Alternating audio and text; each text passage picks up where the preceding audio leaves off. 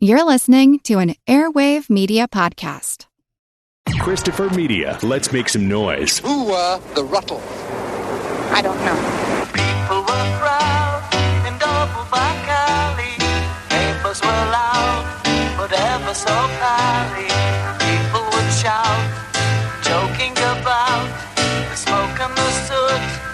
Mother would put the milk box. No, I'm sorry, I don't know. Is it really the Rutles? It might be somebody else. Out, don't you let me out. You don't let me out. Ow, ow, ow. We're getting wet in a shower because basically we talked it over, Chastity and myself, and we came to the conclusion that civilization was nothing more than an effective sewage system.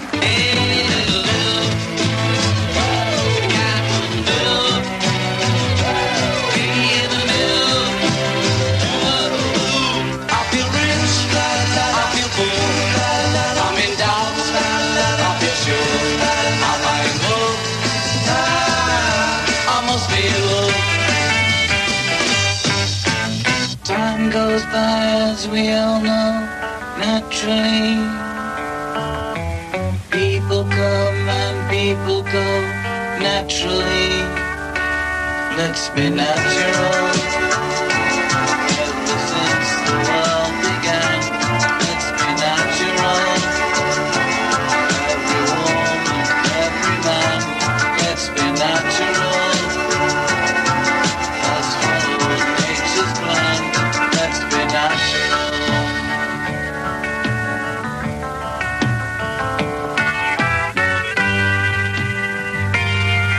Oh, yeah. Here it was that the prefab four, Dirk, Nasty, Stig, and Barry, the Rutles, the singing phenomena who made the 60s what they are today, here it was that indeed they were good.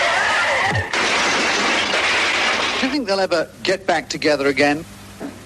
I hope not. Who are the Rutles?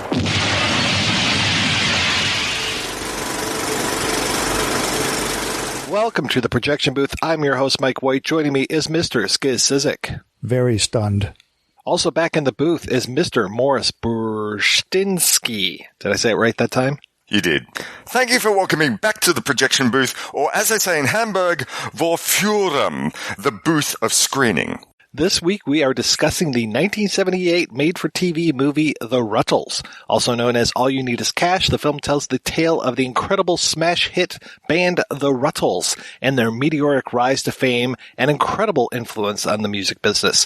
It's the brainchild of writer, co-director, star Eric Idle and actor-musician Neil Innes, and plays like an absurd documentary of a band from another dimension where another group of lads took the world by storm. There's not a lot to ruin when it comes to this film, but I implore people to watch The Rutles before listening to this discussion. It is worth your time. So, Skizz, I don't know if I want to ask you first whether when you saw The Rutles the first time or what your history is when it comes to the Beatles, because I think that kind of plays a huge part when it comes to one's interaction with this film. Now, I know that you've been a musician for a long frickin' time. It's kind of weird. Well, you've been a drummer for a long frickin' time. It's weird talking to two drummers on this episode. So I'm curious, what is your history with the Beatles? Growing up in the 70s, they were sort of this previous generation's band, and I only knew them as solo artists on the radio. So I wasn't really a Beatles fan. I heard some songs on the radio. I think that the Rutles may have been the first step in me becoming a Beatles fan. The second step, the thing that sealed it, was probably in the mid-'80s, realizing that a lot of my favorite songs by other bands turned out to be Beatles covers. And that made me go back and explore the Beatles and basically grow a huge appreciation for them. You're a big fan of that cover of Helter Skelter that Susie and the Banshees did? I was thinking Dear Prudence. Yeah, that one's a little bit better. The Bobs had a cover of Helter Skelter that definitely caught my attention. So how did you discover the Rutles album or TV special, or what was your first interaction with them?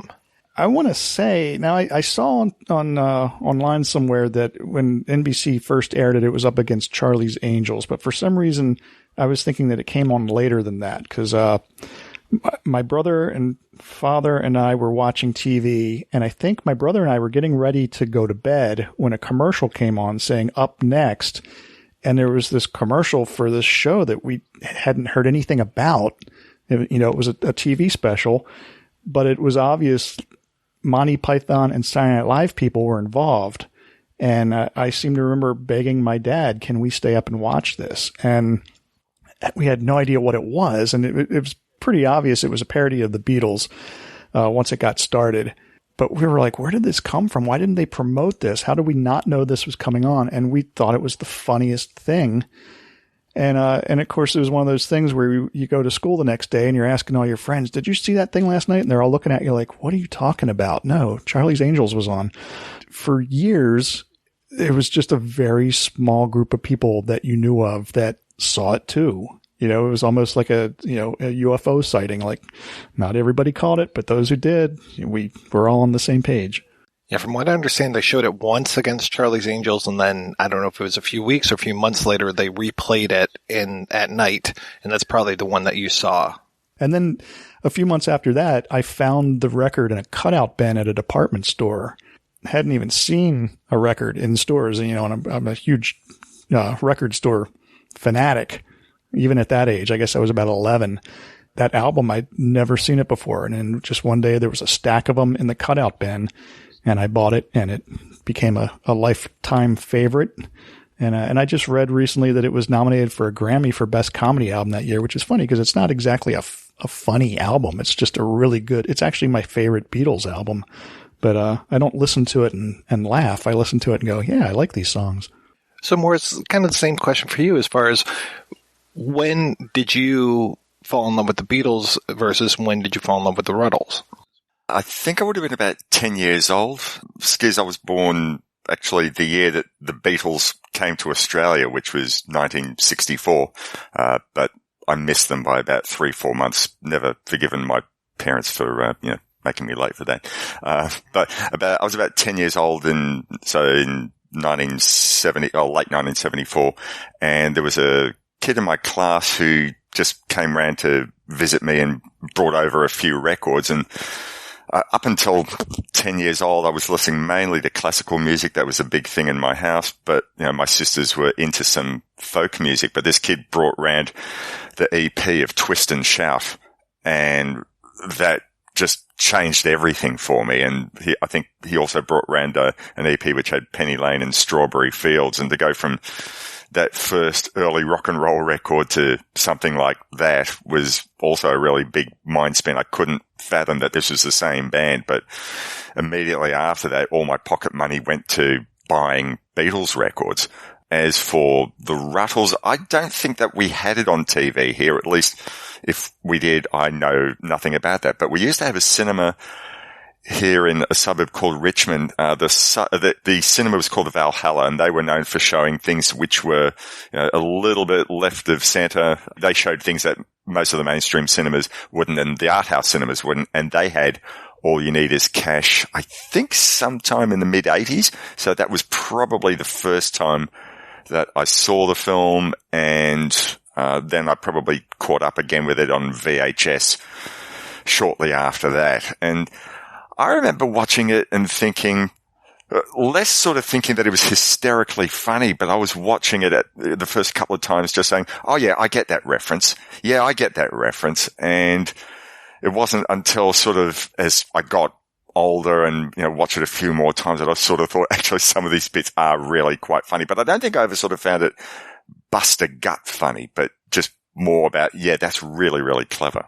Classical music was also a big thing in my house growing up, but my mom did have some older records. And I remember when those collections came out, there were a red one and a blue one, and one had the Beatles in their younger days, and one was the exact same shot, but taken a few years later, where they were long-haired hippie freaks. And listening to those was a pretty interesting thing, especially like you were saying, how can the same band have made these songs? And just a couple days ago, actually, I was spending the night down in Indiana, and one of my wife's friends had a poster that said the Beatles on it, and my wife's looking at this and she's like, they only had 20 albums? And I was like, no, they didn't. A lot of these down at the bottom of this poster are kind of re-releases, older, the number one hits, those kind of things. And I was really curious as far as how many albums the Beatles actually had. And please correct me if I'm wrong, fellas, but I'm thinking like 12 official releases. Does that sound about right? What happened was the first albums that were released in America didn't come out on the Capitol label. There was like some small subsidiary. I think it was called, there were two. There was a label called Swan Records and another record label called VJ Records.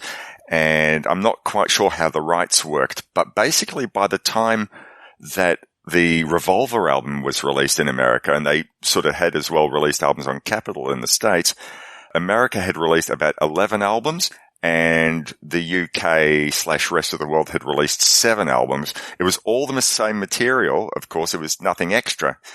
But because there were albums, I think, in America, called Something New, they weren't the official early Beatles album. So when you see, like, in the Rutles case, the parody of Meet the Rutles, that would have meant nothing in America until like sort of they caught up with the British releases a lot later on, because there was no official album called Meet the Beatles. There was Meet the Beatles, but there wasn't With the Beatles, which was the second British album. So a long answer to a short question, but I think that by the time they had dissolved from the UK, we'll count those as the official albums. There were 12 official album releases. We don't count Magical Mystery Tour because that was, I think, an EP release outside of America.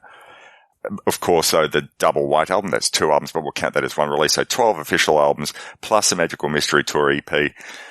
At the end of the day, if you were to say that this band had 12 albums over a period of how long were they active? Because, of course, being an American, I think of 64, but they were around before that. Like, when was their first official album out?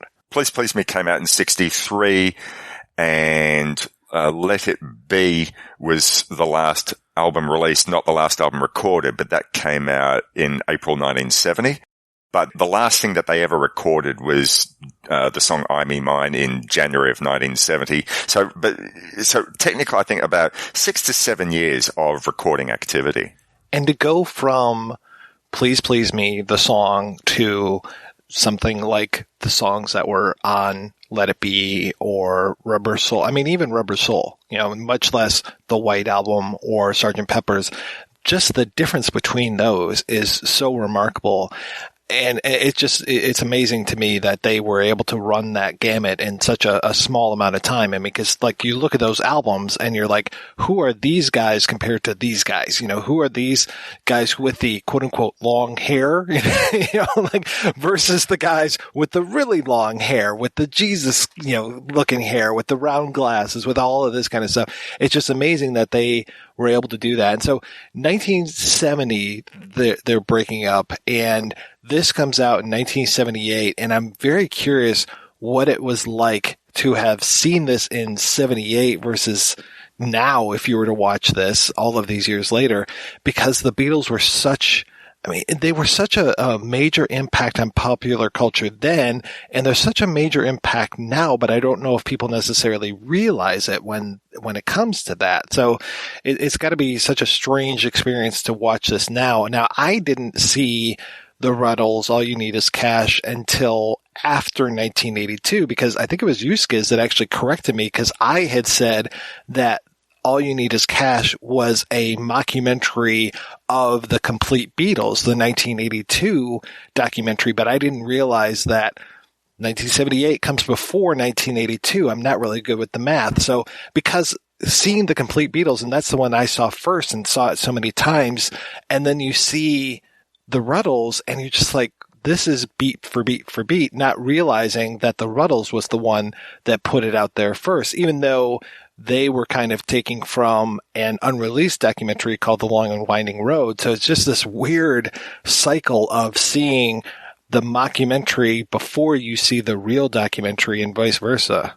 I saw the Rutles the first time it aired, or in 78 when it aired. and never really got to see it again. It was just in my memory until it seemed like years later when public television would have a fun drive and they would show the complete Beatles followed by All You Need Is Cash, which at that point I was like, that's the perfect way to see either of those. And it doesn't matter which order, as long as you're watching them both back to back, because you realize first what a great story the Beatles story is, and then you realize what a great parody the Rutles are. I know what you mean. It almost seems like the Rutles was made to parody the Complete Beatles, but I almost wonder if the filmmakers behind the Complete Beatles were using the Rutles as a framework for how they would make the Complete Beatles. Just so folks know, Maurice talked about this film on See Here, his podcast, where he talks about music and films.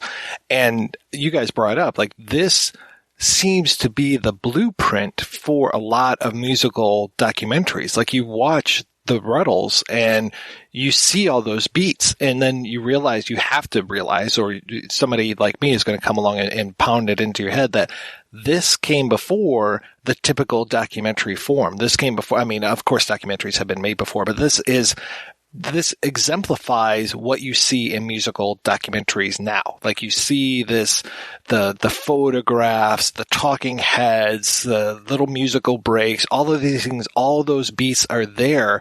So that's what makes this even more spectacular when you watch the Complete Beatles and you're just like, oh yeah, this is the way that you tell music documentaries. You see something else and you're just like, oh yeah, this is how you tell a documentary. And then also it's interesting too that Skizz, you just finished a music documentary that took you 19 years to do. Of course, there probably wasn't an overt thing where you're just like, this is how you have to make a music documentary. But there's even beats when it comes to that. Like, okay, we're going to give the introduction. Then we're going to go into the backstory. We're going to give the history. And like, your film, Ice Picked in the Moon, where you're talking about the Reverend Fred Lane, there's a very, I can't say clear end to it, but there's a beginning, a middle, and an end to the film, just like there's a very clear beginning, middle, and end to the Rutles and to the Beatles story. It's funny now that you mention all this. I remember seeing it for the first time and feeling like it was very familiar, like it was a parody of not just the Beatles, but also the structure of a documentary.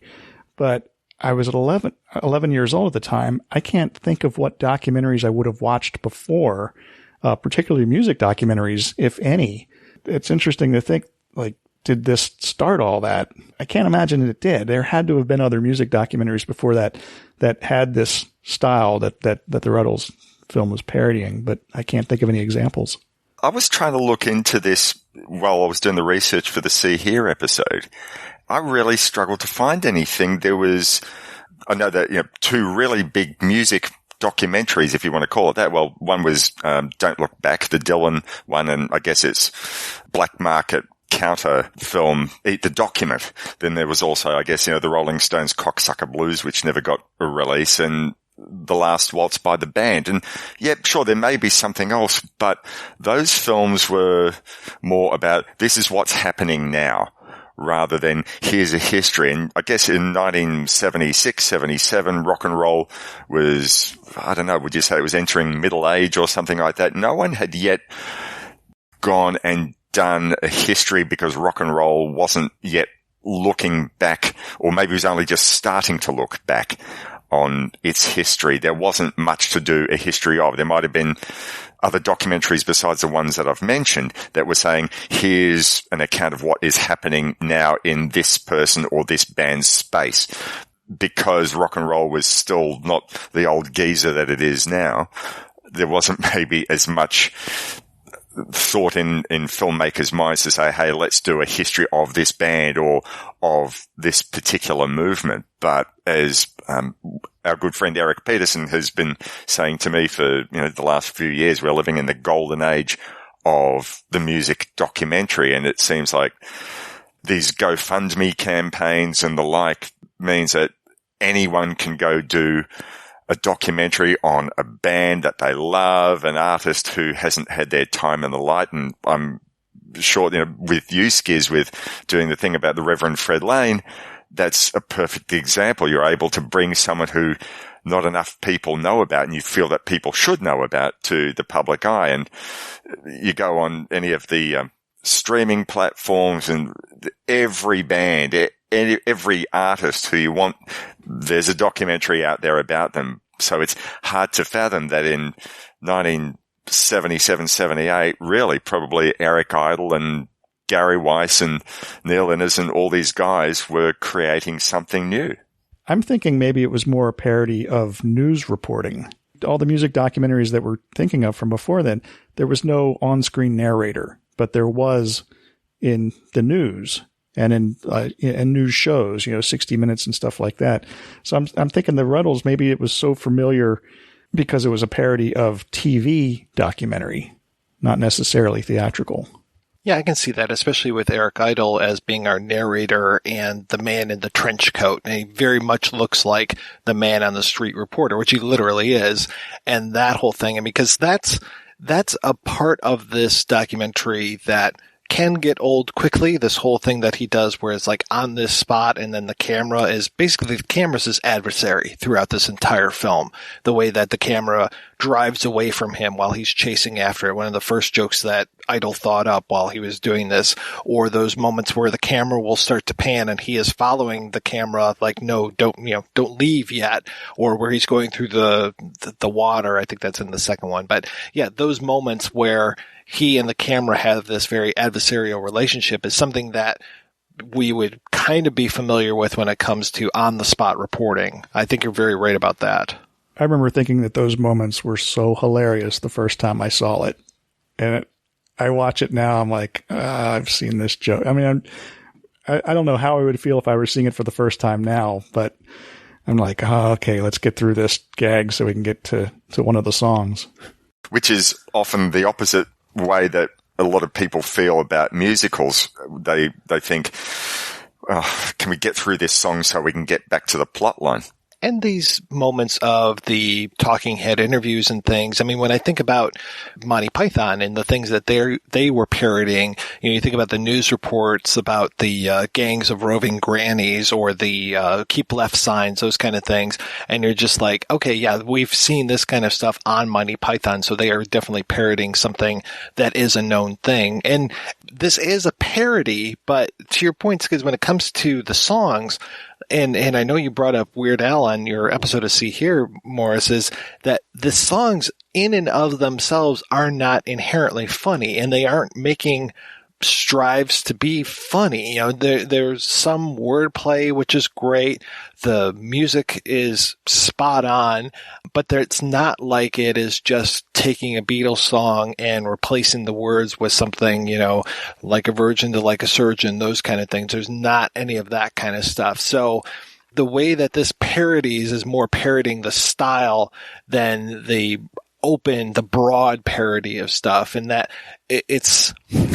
to talk about another musical documentary, it treads that fine line between clever and stupid so well. Yeah, look, I remember when I first heard the album and I saw Eric Idle on the front, and I thought, okay, so this is going to be a funny album. And really, completely to your point, Skizz, I also thought, well, hang on, these songs aren't really funny, and I was desperately trying to think, that bit in Ouch where he sings, it upsets the apple cart, that's supposed to be funny. No, not really.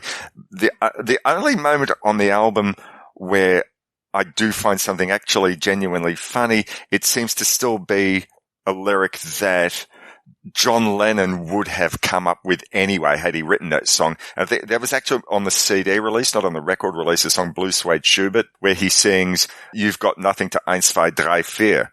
That I always found really clever and very funny, but it's once again a part of Neil in his brilliance that he completely got not just, how they wrote a melody or how they made a guitar jangle, but he knew that was the sort of lyric that feasibly Lennon would have come up with. And I think that's also part of its brilliance.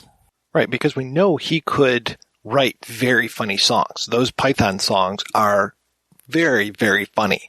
And some of those are just completely absurdist kind of things. And with the Bonzo Doodah band, we also know that he was very great when it came to absurdist lyrics.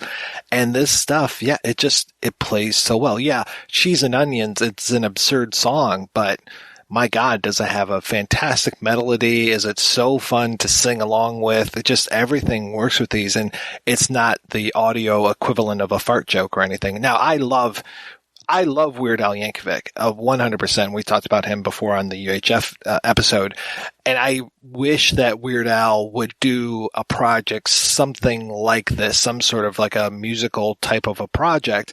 You know, UHF was fantastic. There weren't a lot of songs in that, and there actually probably could have been more. So I'm not shitting on Weird Al when it comes to this stuff. It's just the different variations of parody and satire that you have throughout this. And we've talked about parody and satire on this show many times. And you look at something like the Rutles, and you look at something like, it's interesting because the Rutles, they didn't get their start on SNL, but there was definitely that SNL influence, and they were introduced to America through SNL, through Eric Idle being on there a couple times. And then you look at other things like the Blues Brothers, which was also an SNL thing, or Spinal Tap, which was also an SNL thing, So you get to look at those three movies and talk about three very different films insofar as, the Blues Brothers, it's a comedy, but a lot of it is played straight. Those musical acts are played very straight. And then you have another musical parody mockumentary film with Spinal Tap, but it is so different from the Rutles because you're both seeing their past and their present.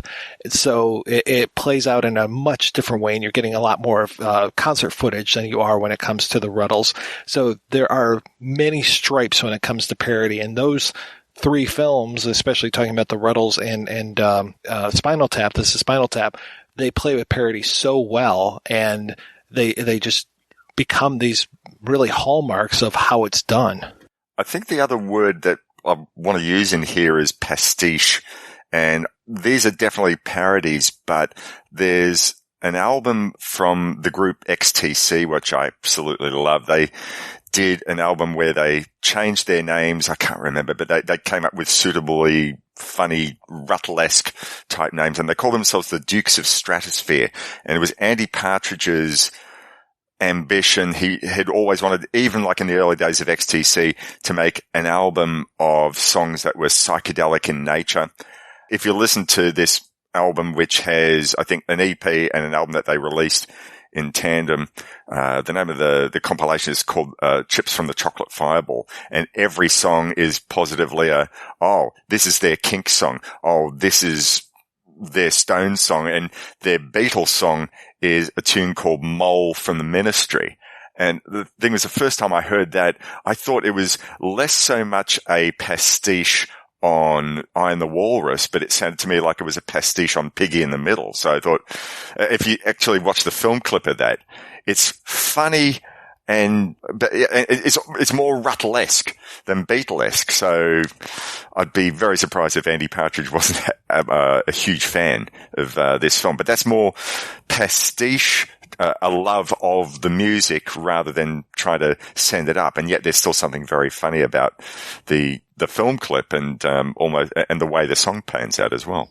I should probably point out that I used to be the drummer for the Bowlermen, which at the time was the world's only known Dukes of Stratosphere tribute band. Oh my goodness. What made you want to do a Dukes of Stratosphere tribute band? I mean, did you do any XTC stuff as well? No, it was all Dukes of Stratosphere and other bands that didn't really exist. So we actually covered Cheese and Onions in that band. We did, the name's escaping me, the band from Wild in the Streets. It was Max Frost and the Troopers. But yeah, that was all, I'm in a band right now called the Jennifers, and the Jennifers had been one of my favorite bands in the 90s, and then they broke up. And then I got together a few years later to jam with some of the people who had been in the Jennifers, and we were like, well, what do you want to play? And we were like, hey, do we all know the Dukes of Stratosphere? Let's learn a couple of those songs. And it just turned into this tribute band. And then over the course of like a year or two playing that, they decide, let's put the Jennifers back together. And so I've been in the Jennifers since 2001. That's how long ago it was that we did the Bowlermen.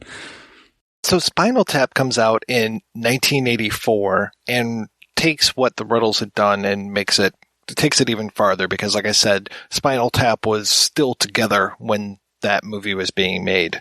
And you see these movies and they play it so well.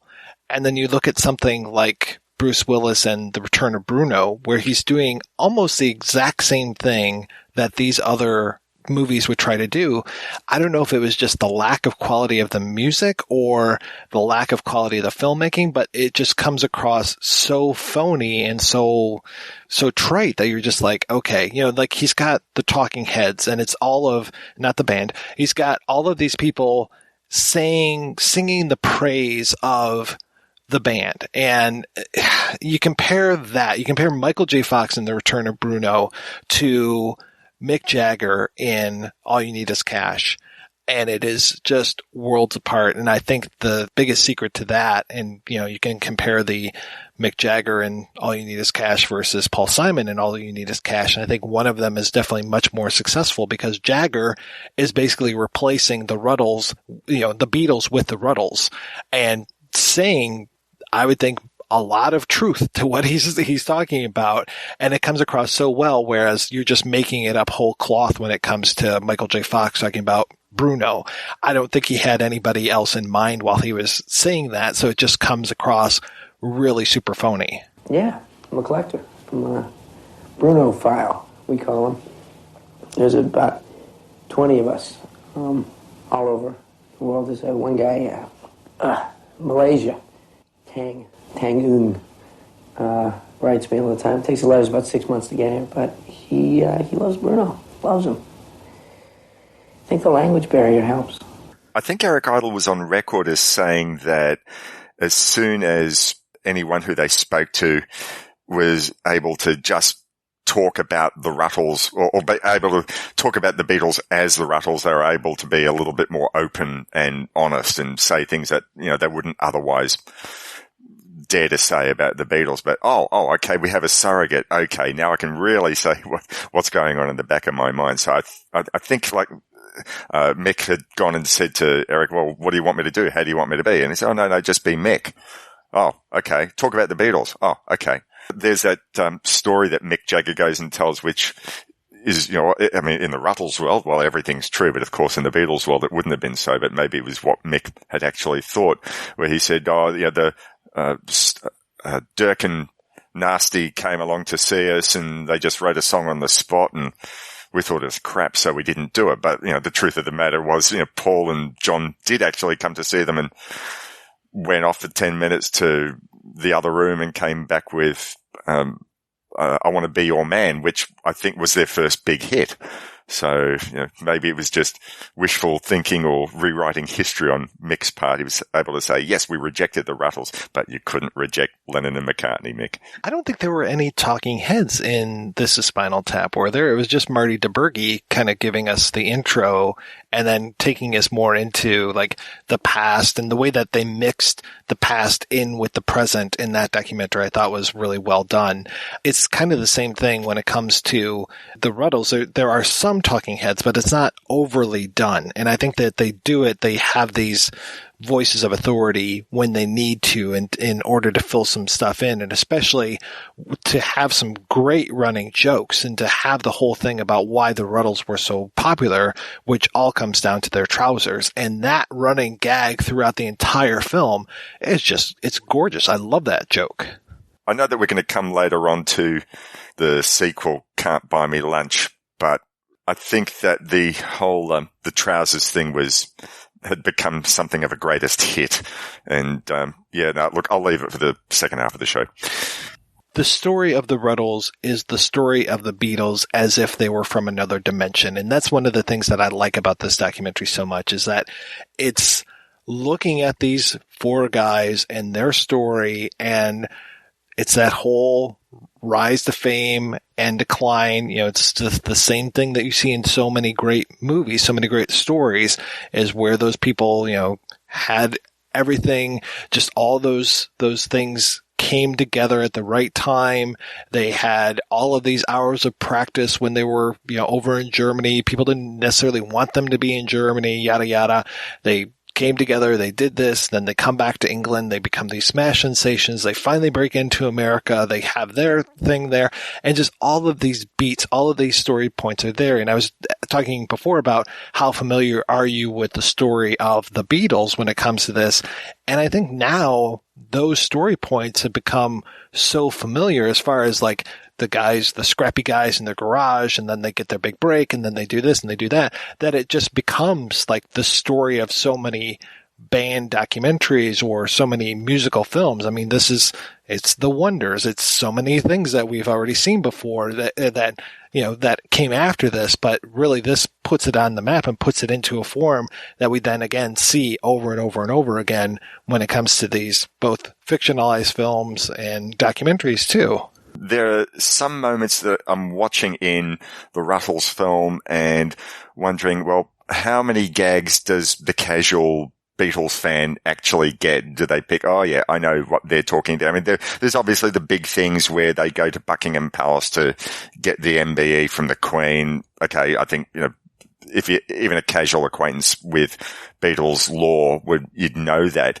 But, then there are other little things. I was trying to consult with this fellow, Mitch Axelrod. Hello, Mitch, if you're listening. He hosts a terrific Beatles podcast called Fab Four Free for All. And there's this little thing throughout, there's a couple of times in the first film where Eric Idle as Dirk McQuickley does this thing with his hand where he puts his hands together and points to his watch and says, yeah, I've got to go to sleep, and puts his head on his hands as if it's a pillow and he's got to go to sleep. And I had this feeling that Paul McCartney had really actually done that. I've seen some footage, and he said he thinks that might have been in the Males Brothers documentary about the Beatles' first trip to the US. But I haven't seen that film, so I can't be sure, but I know I've seen McCartney do that somewhere. So it's little details like that sort of bring out the authenticity of this film. And that's, one of those things which there are some gags there which I obviously had to have for people who had seen the big headlines. And I'm bearing in mind that we're talking about this in 2019 as opposed to 1978. I don't know whether people were sort of over it or people had known a lot more than they sort of know nowadays because, future generations, they don't care as much.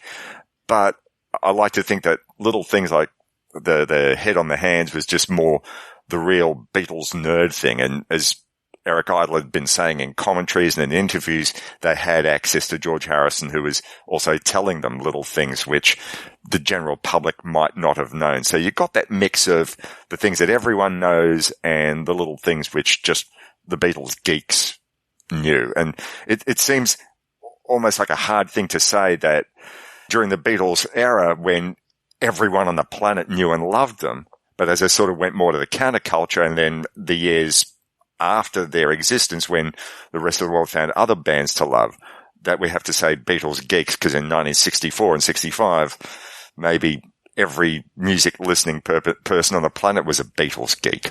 Yeah, though my mom will tell you that she was more of a Rolling Stones girl than a Beatles girl. Though she did have a lot of those early Beatles albums, including the ones that had things like Who Would You Want to Marry and what's Paul's favorite color and those kind of things inside of the album, which were amazing. I've got a Beatles book called The Beatles Illustrated History, which was my Bible for many years. And they actually have a cutout from one of those teen fan magazines which said, what's your favorite drink, favorite hair color on a girl, what sort of girls do you like to go out with, what's your favorite song, who are your favorite songwriters, all that sort of thing that was big in those teenage magazines back in the time. It seems ludicrous to us now, really. Did fans care about that? But, evidently they did. Have either of you seen the recent documentary Good Old Frida? Yes, I have, yep. I forget what her official title was. Frida was this woman that worked for the Beatles pretty much the entire time they were together from Liverpool on.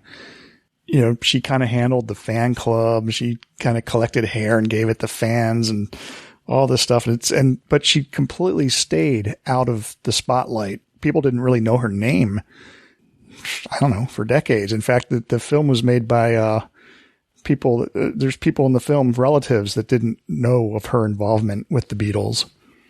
Yeah, she, I think, was one of the few people who all four Beatles stayed in contact with, like, long after they broke up, and she was the one who everyone still had something nice to say about. There was no legal issues. She was loyal and faithful to them. She never sort of gave any details away, didn't sort of say, hey girls, the Beatles are going to be at this particular place at this particular time.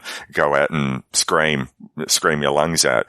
She had a position of trust, and she maintained that trust for years. And I think, like, even in the latter years, if, you know, McCartney was in Liverpool or Ringo had come back to Liverpool, we're talking, like, you know, in the 21st century, they'd stop by and see Frida. She was the one that they loved and was definitely a worthy subject of a documentary. It was a really good film, as I remember.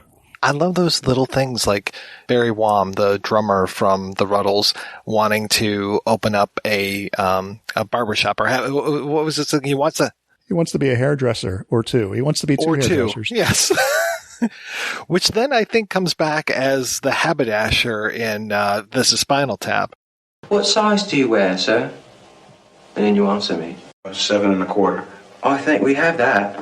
But that, and then you watch The Complete Beatles and you see Ringo talking about wanting to be a hairdresser and open up a salon, and that clip of him, and I don't know what that clip is from, of him walking through the hair salon. What is that? Don't know. I mean, maybe that was one of those Pathé News type of things.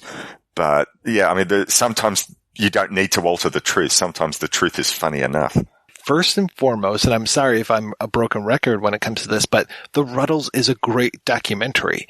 And then it just slides that humor in. The things that we were saying, like, the music is not a outright, out and out parody, but you listen to these songs and you're like, oh, okay, that is that sounds kind of similar to A Day in the Life. That sounds very similar to I Am the Walrus. That sounds a little bit like this. Or what you were saying, Maurice, as far as that's the guitar sound from this one, but yet it's more the chorus from this song.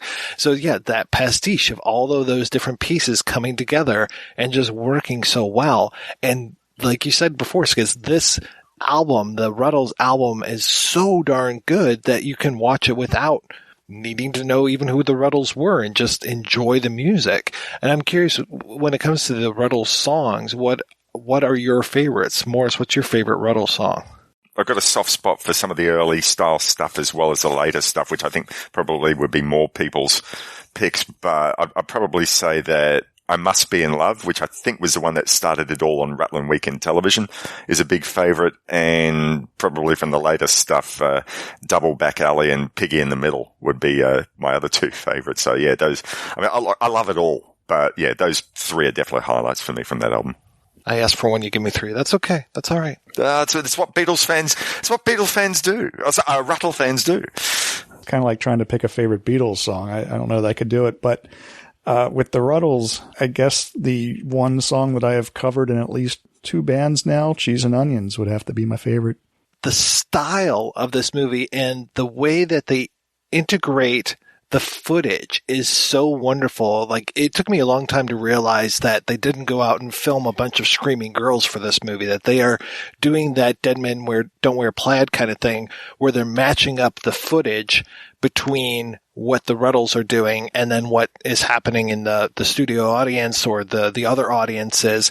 And just that way that they make the film look old, or they'll match the grain, they'll match the lighting, and just really do this. And just the attention to detail when it comes to like the album covers. I mean, now with, Photoshop and what we have today, it would be pretty darn easy to recreate these album covers. But for them in 1978 doing this, I mean, it must have been so much work to put everything together. The costumes, the luggage, everything looks so perfect that they didn't have to do this, but those details and that attention to detail, I think, is what makes it so that here we are in 2019 still talking about this movie from all these years ago, from 40, it's stunning to look at all of those things and be like, wow, this was not put together in an afternoon. This is a 66 when it ran on TV, 76-minute movie, and that they put so much attention into this. It's really stunning. Yeah, I think Idol said it was made in like 6 weeks, I think, something like that. That's crazy. Yeah, but that might be the filming, not just not the prep work. The prep work might have taken longer because you mentioned, Mike, about the costumes and things like even the attention to detail on when they're doing Get Up and Go on the surrogate Apple rooftop, and they're wearing the same clothes that the Beatles wore on the Apple rooftop. Right, Barry's jacket, everything looks the same.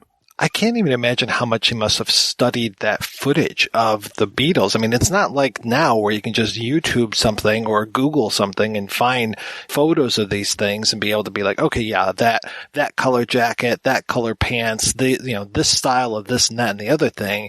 I mean, just to go through that footage and be able to take all those notes and be able to recreate all that stuff, in 1978 is just, it's crazy to think that they had the ability to do all that stuff. And, like I said, to match the grain of these things. I mean, it looks, yes, there's some differences and everything, but it sure looks great. And you brought up Yellow Submarine, the style of the animation, just to animate that sequence of cheese and onions. I mean, it looks brilliant and it plays so wonderfully. I'd long wondered who was behind that animated sequence, because all the attention to detail would have been one thing if they'd drawn the characters in a similar style, but they go for the same level of thinking. I think like early on in Cheese and Onions where you see these characters, I think there's a woman who takes an ice cream cone and pushes it at her head repeatedly. And that's similar to like in the Eleanor Rigby sequence in Yellow Submarine where you see footballers kicking the football in I think in a rotoscoped sort of fashion.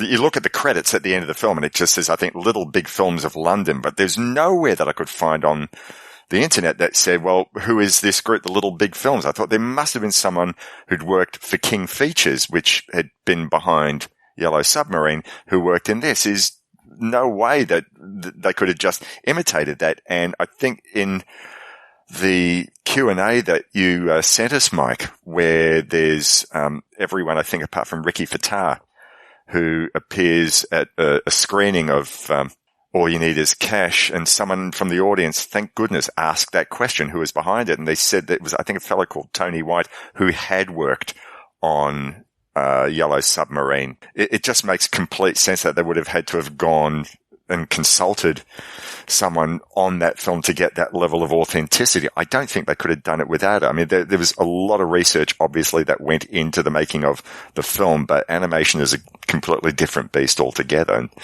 And, really kudos to them, because that 3-minute sequence of Cheese and Onions, that would have taken, I imagine that would have taken them quite a fair bit of time to do, but it was so worth it. And to your point, Mike, about the authenticity, think about it. This is a television movie before the internet, before chat groups, before all these Beatle geeks would have come up and said, oh, they didn't quite get that right. This is just, we show it once and you see it and you walk away. And any commentary about it is in the school playground or the water cooler at work. There's no no home video recorders. There's no home VHS entertainment, no internet.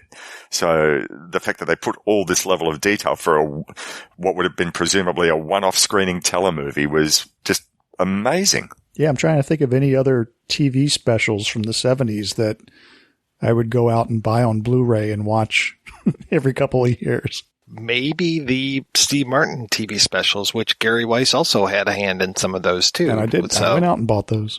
But I can't think of too many other TV specials of this. I mean, TV movies, yes. In TV movies, some of those were masterfully done. But as far as a special like this, something so short and everything. And it's interesting because you were on the Nothing Lasts Forever episode, I believe. And that was another director who had a similar pedigree as far as working for SNL, having a lot of SNL actors in there, and this having the SNL connection is interesting too. And when you start to see SNL actors pop up, is this really kind of a nice marriage between some Python-esque humor and SNL humor, which are really two very different breeds of humor. I was talking before about how Spinal Tap plays against the Rutles, and when you think about how SNL plays against Monty Python, they are so completely different. But I think this was a nice marriage of those two styles.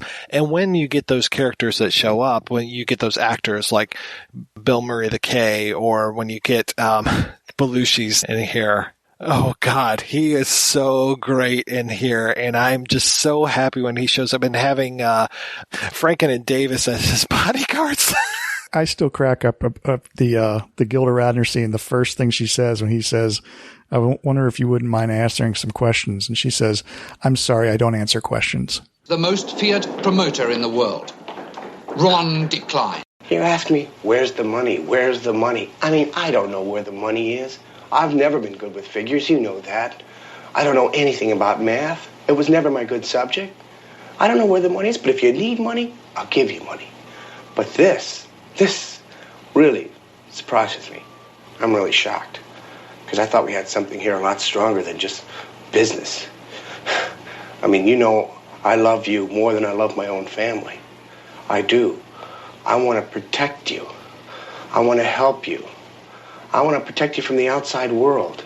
Protect you from people like me, you know. And I think I'm doing a good job. Alan Klein is a subject rife for for parody. You know, a lot of people place the blame of the Beatles breaking up on Yoko Ono, but I think Alan Klein had a fair bit to do with that as well. I mean, Alan Klein, you know, I cursed his name many times throughout the years, being a fan of Alejandro Jodorowsky, and just the way that he sat on Jodorowsky's movies. You know, I don't know if a lot of people realize that, you know, he was Alan Klein was part of ABCO, and also, you know, Apple had money inside of the Jodorowsky films, you know, bringing those out because John Lennon was a big fan of Jodorowsky's work. So Alan Klein was my nemesis for a long time when it came to that. Not as much as George Martin, and I'm very surprised that they didn't have a George Martin character in here, because George Martin, in that complete Beatles documentary, that guy drives me fucking nuts, man. Just the way that he is so full of himself, and that it was him that came up with all of this stuff. And he might have been a brilliant man, but he is not afraid to tell you how brilliant he was. And Jeff Emmerich sort of gets like not mentioned at all by him. I was going to ask Mike, have you seen a British show called Big Train? I have not. I don't share your disdain for George Martin. I do think he was a brilliant guy, but he was surrounded by a brilliant team. However, on this show, Big Train, which would not have existed if not for Python, it's absolutely fantastic. There's a sketch that they did where George Martin is telling the story of, you know, his involvement with the Beatles and all the great things that he did. And then you see him being kidnapped by terrorists, and he's held in containment somewhere in an unknown Middle Eastern country for ages. Okay, thank you very much, ladies and gentlemen. We're about to start a press conference now. Mr. Hooper and Mr. Martin are extremely tired, and we'll only be asking a few questions now, okay? So thank you very much.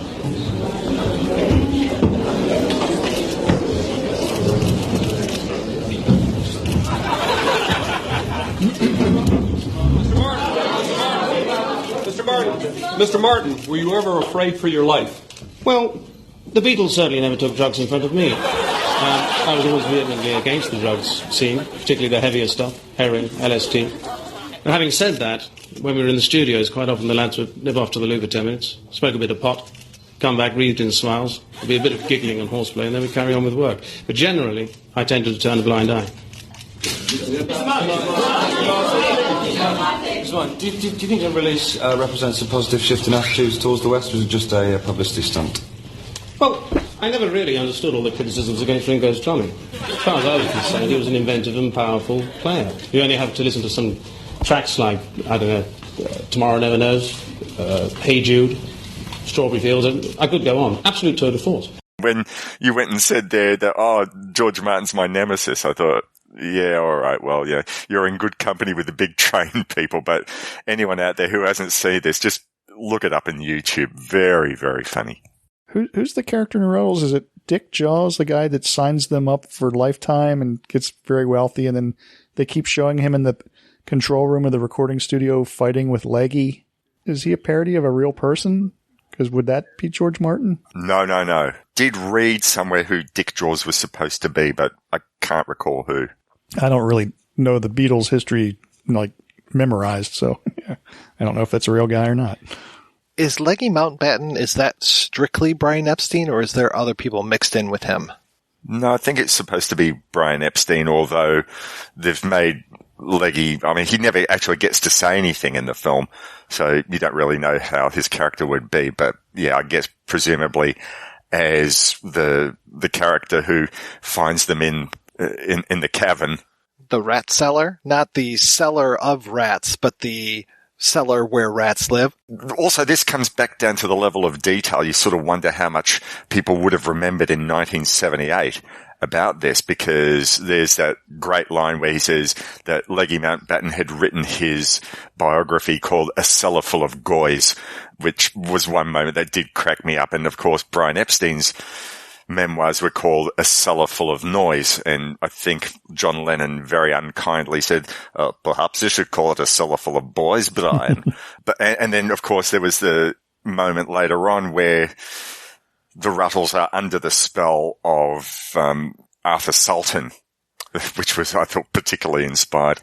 And they say, he's gone and he's left us. Oh no, we're absolutely stunned. He's emigrated to Australia. And that whole we're stunned, we don't know what to think, after the news of Brian having committed suicide. There was a very similar sort of press conference with, I think, George and John, where they're both saying, well, we're absolutely stunned. We can't believe it. I was so happy to find out that Henry Wolfe, the Arthur Sultan character, is the same guy who played the photographer in Rocky Horror Picture Show. Oh, yeah, I didn't recognize him. Now you mentioned it.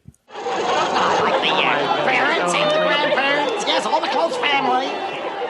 Yeah, and a lot of these guys were on that Rutland Weekend Television show that helped really, that was where the Rutles made their first appearance, and that was Innocent and Idol working together a lot on this stuff. So it's good that they had both of those camps to be able to pull those actors from. And it sounds like from that same press conference or that same Q&A, it sounds like after a lot of the shooting was done, that's when Weis used the SNL people and kind of peppered them in. Because you notice a lot of them more towards the end, I would think, than the beginning, especially Gilda and Belushi. And the Murray the K stuff, there's a little bit more of that, and some of the outtakes end up showing up in Can't Buy Me Lunch. And then poor Dan Aykroyd, it sounds like he actually had a longer part to it, that Eric Idle just keeps badgering Brian Thigh, the guy who didn't sign the Rutles, until he ends up committing suicide. Did you guys read this? I seem to remember that from when it aired, not just in 78, but also on public television, and forgot all about it until researching for this podcast.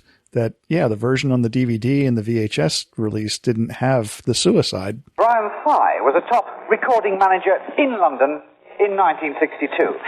Mr. Thigh, you've been known for many years as the man who turned down the Rutles. Yeah, that's right.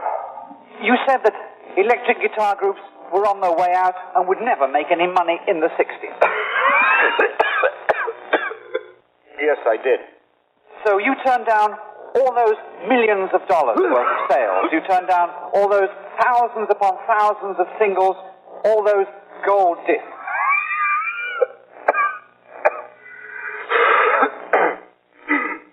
Yeah, that's right. What's it like to be such a jerk? What? Does it bother you being such a nerd?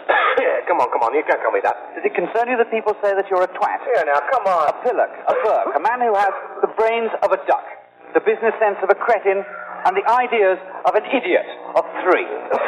Does it concern you that you have no business sense whatsoever? Brian Thigh, the man who turned down the Rutles. Yeah, until you sent that link, that was all completely news to me. Once again, that is based on a character. I think it was a fellow called Dick Rowe who ran Decca Records. I mean, every company had rejected the Beatles before they were taken on by EMI, but Decca had given them the opportunity to record a series of demos, and you can get that bootlegged. I think it's about the one thing that the Beatles haven't gone and remastered and taken out of the garage. But there was a series of songs that they recorded as a demo, I think, which might have even had Pete Best on drums. He listened to that and thought, nah. And I mean, listening to those songs, you sort of can understand it. You sort of think, well, this isn't the magical band that had recorded later on for EMI, or even the band that had all that power, all that energy that you might have heard on that Star Club Hamburg bootleg, which, sounds terrible from a recorded perspective, but they do sound like an exciting band, and you don't get any of that out of the Decca recording. So Dick Rowe probably later on thought, hang on, this isn't the same band that recorded those demos for me. Why did I reject these guys? So I was amazed that they didn't have a running gag of the fifth Beatle, because that was like, for so long, it'd be like, who was considered the fifth Beatle? Stu Sutcliffe, Pete Best, Billy Preston, all this kind of stuff. Though I have to say that's one of my favorite Eddie Murphy bits, is when he revealed that he was the fifth Beatle. I don't know if you guys remember that. What was his name? Clarence, I think it was? I don't remember this. Hi, this is Buzzy Free, and welcome to Rock and Roll and Then Some. Our guest today is here because this is the 20th anniversary of the Beatles' invasion of America. His name is Clarence Walker, and he claims that he conceived the group's image and wrote most of the music, and was, in fact, the fifth Beatle and head singer before being kicked out of the group in 1963. Hello, Clarence. Welcome. Hello, man. You invented the Beatles. Yeah, man. I was ripped off by the whole group, and the whole group got a behind kicking coming to them when I see them. I've been looking for them boys since 1963, and that's why they got that around-the-clock security and them gates around the house, because they know that when Clarence Walker find them, he's going to take a chunk out their behind. Clarence, can you prove you were the fifth Beatle? Yes, I can prove it, man. And I suggest you take that sarcasm out your voice, all right? Because I'm serious. I'm sorry, Clarence. Just the whole thing seems so absurd. Yeah, well, then say it seems absurd then, man. Don't patronize me, all right? Because I'll kick your behind right here on national television. I was the fifth Beatle. I have proof. All right, what is that proof, Clarence? Well, here's a photograph of us back in 1962, before they kicked me out of the group. Well, now, I never heard any saxophone. I see you're holding a saxophone there. I never heard any sax on any early Beatle music. You crazy, man? Most of them early songs was mostly sax, man. But they stole it from me. What they did, they took my voice out, they took the saxophone out, and was gone, all right? I brought some of the early music, and I have it in a medley form so you can listen to it. You can hear us in our original jam session. Listen to the original Beatles here. Listen up. Love me.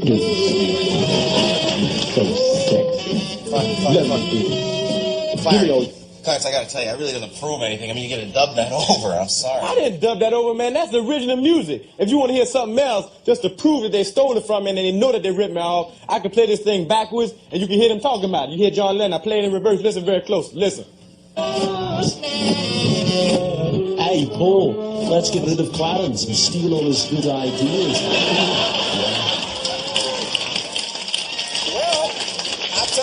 You convinced me, and I hope you get everything that you deserve. Well, thanks a lot, man. See, I don't want much. I'm very modest, man. All I want to do is get my rent straight, get my head together. All I need is about $7,000, $7,200 to get straight. That's all I want. I ain't greedy. $7,000 is all I need. Oh, well, that's it. Thank you. But they got behind kickings coming to me. Good luck to you. I want you to know a chunk out of each of yours, man. I want you to know a chunk out of each of yours, man. There's the great session and jazz and funk drummer Bernard Purdie, who I think in the last few years has been going around saying that he was the fifth Beatle, and all those early Beatles records, it's not Ringo drumming because he couldn't drum for shit. And it's me being the drummer on those early Beatles records. So that's what sort of brought that, when I saw that Eddie Murphy thing, it brought back Bernard Purdie's claims to mind. And I'm not sure if he's still making that claim, but he's a very charismatic guy and an amazing drummer. But no, Bernard, I don't think that's you on those recordings. So he's not Blind Lemon Peel? Blind Lemon Rutling. Oh, that's yeah, he also said that he was an influence on Frank Sinatra. And who was it else? Was it Mort Sahl? Every time they're filming a documentary, he says that they stole everything. Maurice, I really appreciate you finding that memo of all the things that they needed to cut from the movie. That was fantastic. I think I got that from the actual Rutles Facebook page and thought, oh, yeah, this needs to be quoted. There was some amazing stuff in there. I think only one or two things that sort of actually ended up in the film. I thought, you're cutting that. You're cutting that. And I'm curious as far as what made it to air versus what's on the DVD and VHS, because like you said, Skizz, that moment of Thigh killing himself, it's like, okay, well, that's not on any version that you can presently see. So I guess that must have shown on TV, like you were saying. And so I'm curious what else was on TV and what wasn't on TV, because it sounds like there's 10 minutes that's on the VHS and DVD that wasn't in the TV broadcast, but then, it's like a give and take as far as what was there and what wasn't. Yeah, I'd be curious to know what the differences are, because it does make me think that there were things that I saw on TV that I don't see on the DVD. You would think it would be the other way around. I don't know for sure. And that suicide is the only thing that I'd forgotten all about it, until this past week. And I was like, oh yeah, I remember this. Like I remember being kind of creeped out by it, but I do remember it. I don't really remember him using the word asshole on TV. I think that I really don't think that they would have shown had that on TV. Unless it was bleeped. And I have to say that where the scene ends makes total sense. Ending it with "How does it feel to be such an asshole?" and then cut. Really, it's a good cut. So let's see. Page 5 of the script. This is to Lorne Michaels from Jay Otley, and this is the subject late night movie All You Need Is Cash, the life story of the Rutles by Eric Idle from July 25th, 1977. And I won't read everything, but on page 5, delete, quote, old peeling large-breasted ladies' pics. Page 8, delete, while his father was so stuck up he wore swimming trunks in the bath to stop him from looking down on the unemployed, which I love that. Thank goodness that made it into the film. Yeah, that made it in. Here and throughout, the character Leggy Mountbatten must not be played as a gay stereotype. Page 9, the tight trousers must not display bulging crotches. Page 10, delete asshole. Page 12, delete, I've been in the garment trade and I knew a thing or two about inside legs and these were winners. Which also is there, right? Page 16, are the inaudible portions of the Jagger interview available? Please forward interviewers' questions to be filmed. Okay. Page 17, delete Palladium. Delete Warwick Hotel on page 30. Delete Rolling Stones. Okay. On page 34. Page 43, delete fucking. Okay. I can see that. Page 45A, caution on staging, quote, he keeps treading in dung. Page 45A, quote, all the men run out and stand behind a hedge. Please make it a tall hedge and no unzipping of fly or sound effects of urination. And then page 50B, see cover Stig with no trousers. Stig must be adequately clothed for television. So those were some of the highlights from the censor memo, it looks like.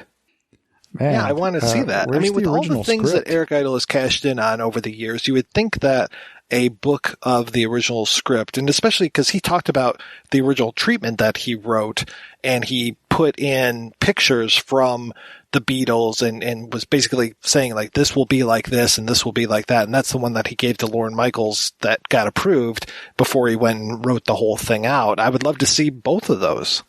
It seems like a book of all things Rutles is I thought for sure there would have been one. I kept looking for something like that because I was like, okay, well, where is it?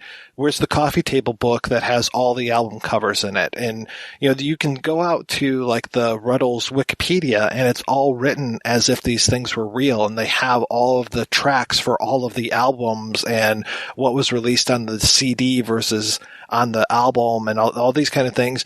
And then you look and it's like almost every album release date is April 1st. So it's like, okay, none of this stuff is real, but it is done so well that, again, you would think that there would be a compilation of this, that we would get those things. Like looking at the CD for the Spinal Tap, and you see all those other album covers, and you see Shit Sandwich and all those kind of things. It's like, okay, those exist someplace, but I want to see, you know, the whole history of the Rutles written up like this.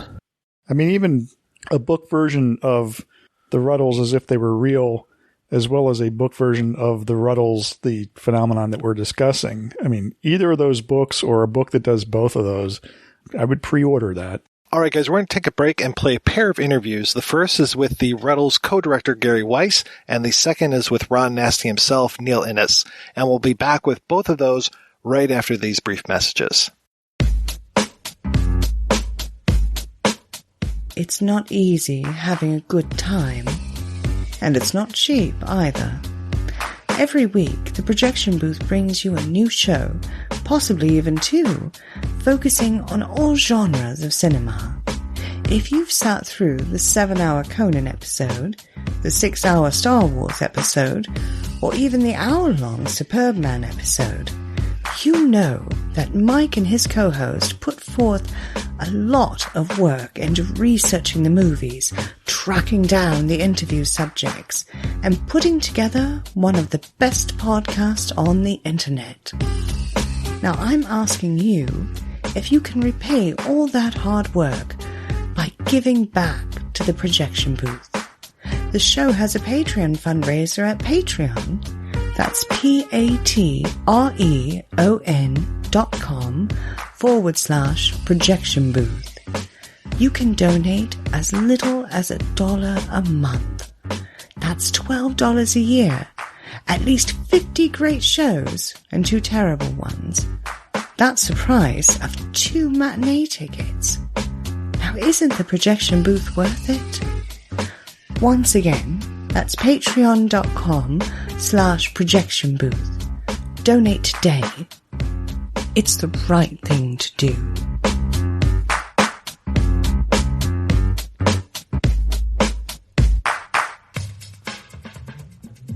Let me ask you a question. Are you getting enough? I bet you'd love more, right? Well, AdamandEve.com wants to give you more with 10 free gifts. First, you'll get a sexy surprise for her. Second, a specially selected toy for him. And third, a little something we know you'll both enjoy. Plus, you'll get 6 full-length adult movies on DVD. And number 10, free shipping on your entire order. So what do you have to do to get your 10 free gifts? It's not hard. Just go to AdamandEve.com and select any one item. It could be an adventurous new toy, sexy piece of lingerie, or anything you desire. Just enter offer code BOOTH at checkout, and you'll get all 10 free gifts. Go check out AdamandEve.com today. Select one item and get 10 free gifts, including free shipping when you enter offer code BOOTH. That's BOOTH at AdamandEve.com. I know you know who I'm talking about. It's that guy. Yeah, with the eyebrows, right? He's in a million the bushy movies. eyebrows. Sometimes they're bushy, but he also sometimes have a mustache. Yeah, but he shaved. Well, no, he did. You know who I'm talking about. You've seen him in a million movies. We just saw him in that one thing. Yeah, he looks like a pug.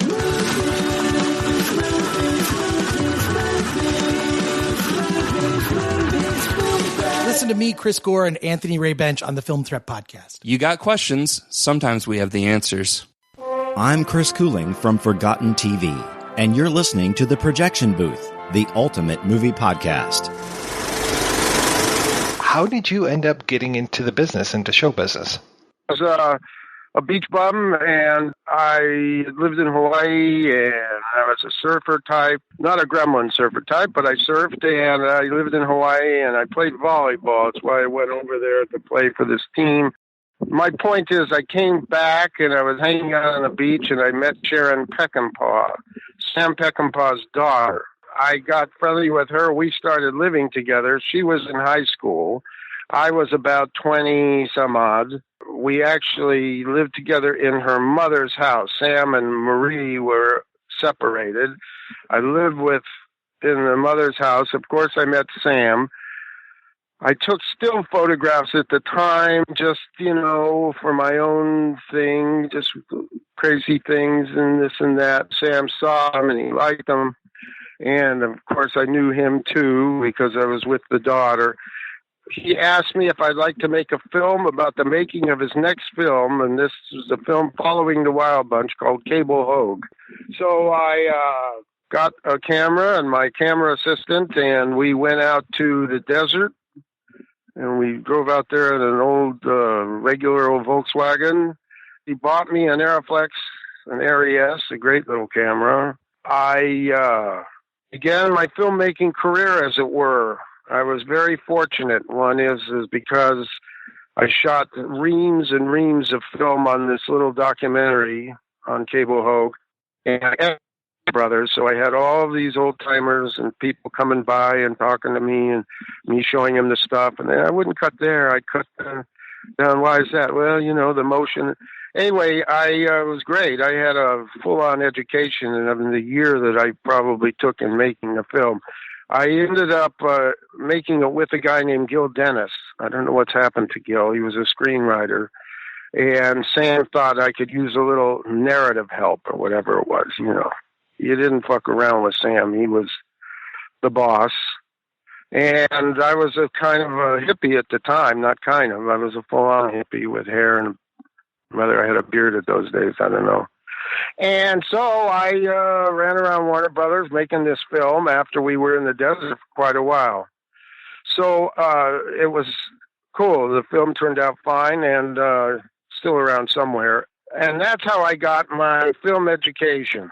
And then I moved on to shooting a lot of music for various things with handheld. I was in the kind of a group of people here in Los Angeles that were handheld cameramen, and I learned from a guy, Baird Bryant, who was a magnificent guy and great handheld photographer. We were shooting with Claire's cameras at the time, 16 millimeter, and I ended up shooting a lot of stuff. That's how I got into filmmaking. I know one of your early projects was working on a documentary about Jimi Hendrix. How did that come about? In the 70s, and Hendrix had died, and it came about through, as I recall, mind you, this is a while back, and I've lived a lot of film stuff, and so some of this, I'm a little vague, but on that one, there's a friend of mine, Joe Boyd, who worked, I don't know whether he was working at Warner's at the time in the music department, but Mo Austin, the head of Warner Music, was maybe even signed Hendrix. I'm not quite sure. Terrific man, Mo Austin. He and Joe, I don't know whether Joe came to me or how it all happened, actually, but I ended up collaborating with him and a guy named John Head who did the research. Mo wanted to make the film because the music track alone would have paid for it. In those days, the budget was very small, which I've forgotten what it is, but you know what I mean.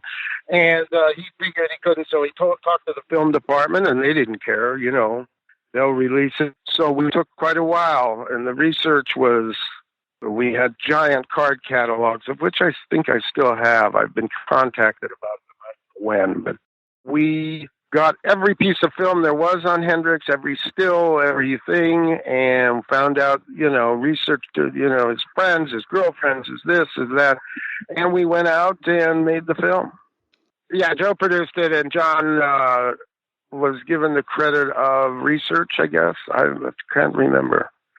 But anyway, yeah, and I directed it, and we went to England and traveled around the United States, went to his army base, went to all kinds of places to get the scoop, and we made it, and it, I don't know whether it went into general release, I guess, for a little while. It got popular, like in midnight showings, that kind of film. And they released an album. It was a good project. It was one of those deals. I'll segue to the Rutles. So the Rutles was one of those projects that was you do on occasion that really, really work out. And that is that the idea was good. That was Eric Idle. The shoot went really well. We had a lot of fun. All the people in it were great. The characters that were cast and played, and it turned out good. And it was a pleasure, the Rutles, all the way through. Now, I imagine the Rutles stemmed from your work on Saturday Night Live, and I'm curious how a director who at that point had done almost exclusively, or as far as I know, documentary work, gets involved with Saturday Night Live at that time? Well, Lord and I were great friends, and when we actually had written some sort of crazy script for Robert Stigwood when we were friends, and he and Dick Ebersol, I guess, approached him because he had worked with Lily Tomlin, and I did some work on those shows, and then her old specials, and Ebersol and him somehow, whatever happened, decided to do this quote-unquote comedy variety show, I guess it would be termed, I don't know. But anyway, asked me if I wanted to do the little films for it. So I said, sure. We did that. Albert Brooks in that show, and then I took over and did about, I guess, 50 or 60 little movies. I don't know how many there were. That's how I became working on Saturday night. It was a good scene for me because I was at my own little office and was friends with everybody, and I had no bones to pick, and so to speak, about sketches, this and that. I give my opinion sometime, you know what I mean. Tell you about Saturday night is that what happened, I think, really might happen in everything like that, is once the actors saw that screen time was attached to certain writers they work with, then they kind of got together. So the actors and the writers would work a lot together. And then, of course, I'd make my little film every week. And now, I know that I've seen your films, but they weren't necessarily credited to the filmmakers a lot of times. So I'm curious, what were some of the films that you were making for SNL? The more popular ones, I guess, were Joke Store. Yeah, I went in there. One was Garbage, where I went to the garbage place and followed the garbage from New York through Staten Island dump. And I made a few. I made one with Sissy Spacek to David Bowie's Fame. She's Twirling a Baton. I made them. Most of them were kind of just folksy, around New York stuff. You can get them. I don't know. Somebody just emailed me that they saw a collection of them, but I don't know where the hell you get them. Well, I know that the Rutles had their appearances on Saturday Night Live before the documentary was probably even a concept. Was that like an assignment, or did Eric Idle, how did that actually come together? I wasn't responsible for the Rutles being on Saturday Night Live. The closest thing I did with Eric was that I made a little short called Body Language, where I took some of the cast, and it was a thing he had written, and we went out on the streets, and we did this little thing, and it was fun, and we had a good time. And when the Rutles became a possibility to be a mock documentary, so to speak, right, he came to me, and we then collaborated and did it together. Lauren, I think, produced it, and NBC paid for it, so we did it. Now, there was an album going to be attached to that, too, but I believe, as I remember, somebody, either Apple or whoever the lawyers were, whatever happened is Neil Innes, a brilliant guy, a very nice guy, so he was Lennon's character, and he wrote the music. He wrote all those songs that were parodies of the Beatles. And I think some of them were a little too close for comfort for whoever was representing the publishing or whatever it was for the Beatles at the time. I think that was out for a while, and then it wasn't, and I think they balked, you know what I mean, at the music. But the Rutles came to pass kind of like that, and then I got Eric's outline, or his script, as it were. We talked a lot about it, and I think I went to England to look at the cast, because he had cast it. And one of the interesting things about the Rutles was, not unlike the Beatles, the drummer they cast was replaced. That wasn't brought up in the film, and it wasn't done. He wasn't replaced because they wanted to have, that was a parody of the Beatles. It just so happened. Don Halsey is another terrific guy who had me come and play on his team, and I played baseball. I had to come on his team to play cricket. That I didn't last long at the cricket wick. They bowled one right by me. So that's that. And I looked at the cast, and everyone looked good to me. And all the guys were good guys, you know. That's the deal. Let's see. All these guys, Ricky Fattar and played George, I guess, and Neil and John Holiday. They were all good guys.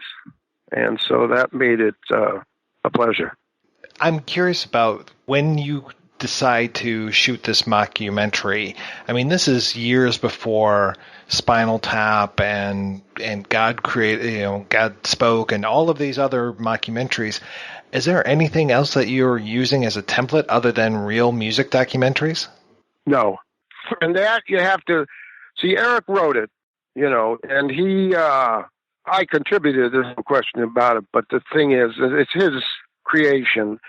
I wasn't at all thinking about that. I was going by sending up the Beatles, you know what I mean? And I was a big Beatles fan, and so I got right into it. And there was a lot of help. Now, George Harrison became a friend of the Rutles, you know, and he's in the Rutles.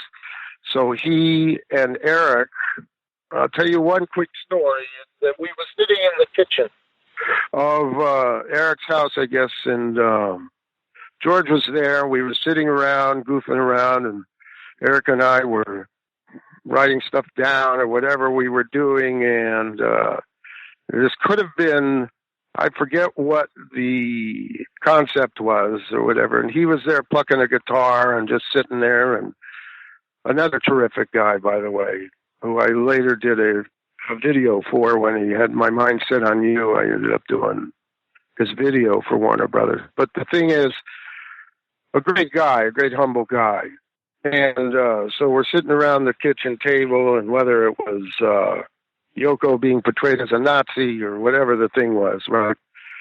I forget what we were talking about, and George stopped plucking his guitar, and he looked up and, hey, guys, come on, we were the Beatles. You know what I mean? So he had a great ironic, you know what I mean? He was very cool. And the other story about George, which is great, is that he once told me that one of the highlights of being the Beatles was they closed Harrods, and they all went in there. They ended up going down to the Harrods, the big, lovely department store would probably be an insult to them. But they went downstairs to the food court, where it used to be anyway. The Beatles went down there, and George says, I've never seen anything like it, all that food. And he ended up buying things for his aunts and not buying, they probably gave it to him. That was one of his highlights, you know what I mean? So he just loved that food court. He was great. I'll tell you another quick thing about when I went there to talk to him about his video, and I went to his house. He lived in a magnificent place out in country outside London, and he had a Friar Park, I think was the name of it. It was what they would call a folly, a house that was a folly, and everything was monks. Even the doorknob was a monk, and inside was hand-carved around the fireplace, which was the size of a Volkswagen. There were hardwood carvings of monks doing weird things. It was a great place. In the back was a big folly. The yard was all kinds of bridges and tunnels, and this is what they call a folly in England anyway. He had a studio up there on his floor, I think it was a couple stories, and on the top floor he had a great studio, a little one, you know, for him to do demo, whatever he would do in there. And the point is, he had a big guitar collection, and he had these drawers that looked like a library, you know, flat, big, tall, flat drawers that you'd open. And he had inside these drawers, he had the collection of the black Beatle outfits. You know what I mean? They were hanging in the closet, actually. All the boots all lined up. It was all very pristine and neat. He had invitations from the Queen and whatever he had. And he had this enormous Beatle collection of beautiful things. So he enjoyed being a Beatle. all the hassles it might have brought, as you could see in some of that stock footage. So in the Rutles. Anyway, a great guy. I don't recall there being any template. We didn't say, oh, well, Woodstock would have done. Well, I forgot. You know what I mean? It was nothing like that. We just made it as a film. And as I say, following Eric's lead with the outline or script that he had that we screwed around with. But anyway, we just made it. You have so many different eras being shown in the film. It must have been such a struggle to make the movie look like it was going through different periods. To tell you the truth, I don't remember struggling. As I said, I remember it being all pretty together. And, you know, when you work in England, the work ethic was really great with the crew, and everyone on the crew was into it. All the people, even when we did the Saturday night little pieces, I don't call them Saturday night pieces, but when we used Guild on the Street there, you know, and when we did John doing his Robert Klein, was it? Yeah. Everyone was into it. Maybe it was the time we shot it, the youth of, so to speak, youth of everyone who had just enough experience. I'm talking about, let's say, the creative crew of the group. Everyone, really was an enjoyable deal. At least for me, anyway, and I'm sure for everyone else, as I remember, or I wouldn't have this good memory of it. I mean, as I say, it all worked out good. It feels like 1978, you must have just been so busy, because looking at your CV, seeing things like, the Rutles is coming out, you're still doing the pieces for Saturday Night Live, you've got the Steve Martin special happening. It just seems like you didn't have very much downtime during the late 70s. I guess I didn't. It was a mad time. Everybody was really, not Steve, but our group at Saturday night was pretty crazy, and so that is probably why there's a zone for me that is vague. So when I say things like I don't really recall, and it was a good time. Going back to that George Harrison video, did you shoot both of those Got My Mind Set on You's? I didn't. I got a call from either John Bugh or Michael Austin or someone at Warner's who said, I don't know, did I do the Call Me Out video? Yes, you had. I've done a few things for Warner's. I did a Los Lobos one. I think that was Warner's. I might be wrong again there, but I did, you know what I mean? I did a bunch of those videos. They called me, and I was in England, I remember at the time. I was messengered the song, and as I say, either Bugh or Michael Austin called me, and they said, listen to this and tell me what you think. And we've shot another one, but I don't think they were that pleased with the other one. I've never seen the other one. But there must have been a good-looking girl in it, because people said, what was her name? I've gotten a few of those throughout the years of emails or whatever. So I have no idea. But, and I listened to it, and then I came up with this idea, you know what I mean? How I did, I can't, don't know the narrative of that, how or what the stages were. And I kind of told them, and they were pretty, I'm going to tell you, in those days, Warner's Music was really nice to me and would let me come in for their big meeting where I'd sit around what did they call it? They had a name for it, on Tuesday morning or Monday when they would discuss everything, all right, Gary, what is it you want to do with the so-and-sos? And I said, well, here's the thing. I'm going to do this and I'm going to do that. And they were always right on my side. You know what I mean? That's kind of how it formed. And then I did it with George. The one kind of story about that thing is that, it was an all practical set. We had everyone behind the thing pulling strings. There was no, it was nothing fancy like that, where we had it automatic. So it was fun. They came to the set, so I had to sit off stage and make George laugh a little bit. They wanted him to smile. Oh, here's the thing. So during the Got My Mind Set on You, George stands up the instrumental, and does a flip. Well, obviously that's not George. But when I cut it, I made it look like and I don't even know whether you notice this, but people do, thank God. Well, not thank God, but George called me and he saw the rough. I love it, except one thing. He says, I can't let people think I'm doing a flip like that. He didn't want people to think that he was that. It was a peculiar thing. Maybe he didn't want people to think he was that athletic. I don't know. So I said, all right, no problem. I'll jump cut it. It'll still work because then people will know we're faking it. I didn't care.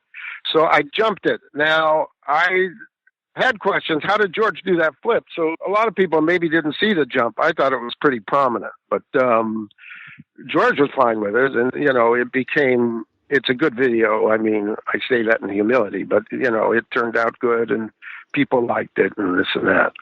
That is one of those videos that is completely classic to me. And it's amazing, though, that the Call Me Al video, for being as simple as that concept is just so great. Yeah, that's what I like about it, too. Chevy and Paul were great in it. And, I had to coerce them a little bit into getting stuck at the door coming in. And I can remember a few things about it. But, that worked out just fine. And, obviously the song was great. And they were totally cooperative. We shot it in a very short period of time. I don't think we spent more than 4 hours doing the whole deal. Yeah, that was good. I forget who else should be given credit for it as far as was any choreography in it. I don't know. I used Tony Basil in a few, like Swan Lake I did with the Lockers, her dance group. I call her in for a few deals that had, you know what I mean, that kind of thing in it. I was never opposed to having people come in and help out. If the craft service person had a great idea when I was doing some projects, they say, hey, what about if the guy, we had a good time on the sets of that stuff. So I was cool. So anyway, whether she was involved, she's a talented woman, and I'm not sure. And it could have been another choreographer. God forbid this plays and the other choreographer hears it. But I remember Tony because we worked together a few times. I've always been curious about something. You shot the show Action Family, the Chris Elliott show. Oh, Jesus Christ, I forgot totally about it, yeah. I absolutely love that. I bought that on a VHS tape with that and FDR one-man show on it. I've always been curious, was that actually supposed to be a pilot, or was that just supposed to be like a Showtime special or something like that? I think it was a one-off. Yeah, I think, as I remember. I did another one with Aykroyd called Cops, but it wasn't Cops. It was something else. It was a send-up. But that never aired, I don't think. That was good, too. I mean, I say it in humility, but what I considered it was fun. That's funny. The Chris Elliott one, yeah. I don't remember much about that, to tell you the truth. Cops one, was that the CCPD with him and his brother? Yeah. We had a good time doing that too. I say them in the same sentence kind of because it feels like the same kind of thing. I didn't remember whether it was going to be a pilot. That maybe was going to be a pilot. So what have you been up to lately? I fish. I'm retired. I fish. I go to Baja a lot on Tuesday. I have done a few things, which I helped my kid who was in a film department at Loyola out here, have helped him make a film. We actually did one of my, that I hear a lot about, films was Homeward Bound, Paul Simon's Homeward Bound, where people are greeting each other at the airport. So I said, let's have you do that. Well, you want to steal that? You know what I mean? I'll come and help you. So we went down to LAX and we did the same. I don't know, whatever. His was just for class. I would say with pretty well certainty, I'm kind of out of the loop when it comes to doing film work. I have my dog. I go to the beach, play a little ball, ride my bike, fish. I'm sitting outside now in a beach chair on the lawn in front of the little court that I live in, talking to you, smoking my cigar. That's kind of me now. That sounds great. It isn't bad, no. Well, Gary, thank you so much for your time today. I've had a real pleasure talking with you. All right, I hope you have enough info. If you have anything else you want to ask me, call me back. Okay, will do. Thank you. All right, man, you're very welcome. I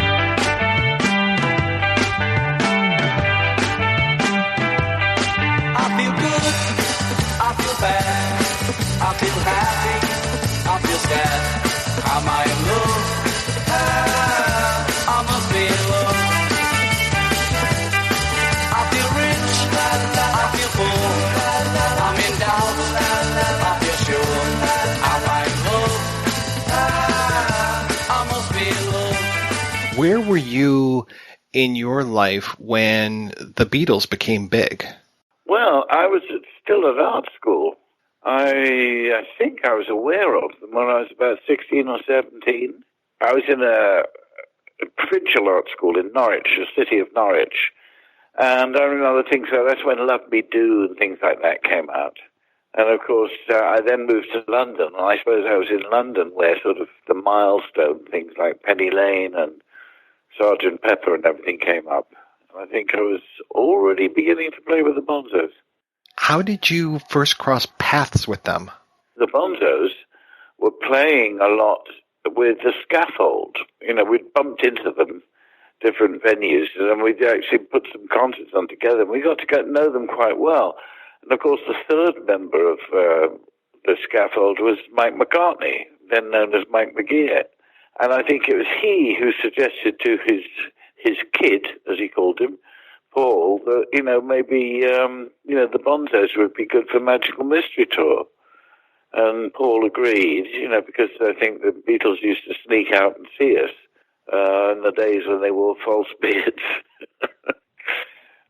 Because we were pretty silly. And so we turned up. The only day we could make was the day of the strip club. So it was sort of barely, you know, thrown together like that. And so they picked the track off Gorilla, the Bonzo's first album, called Death Cab for Cutie, and that became the song for the stripper in Magical Mystery Tour. So how soon after that does Paul McCartney produce I'm an Urban Spaceman? Oh, not long, I think, only about a year.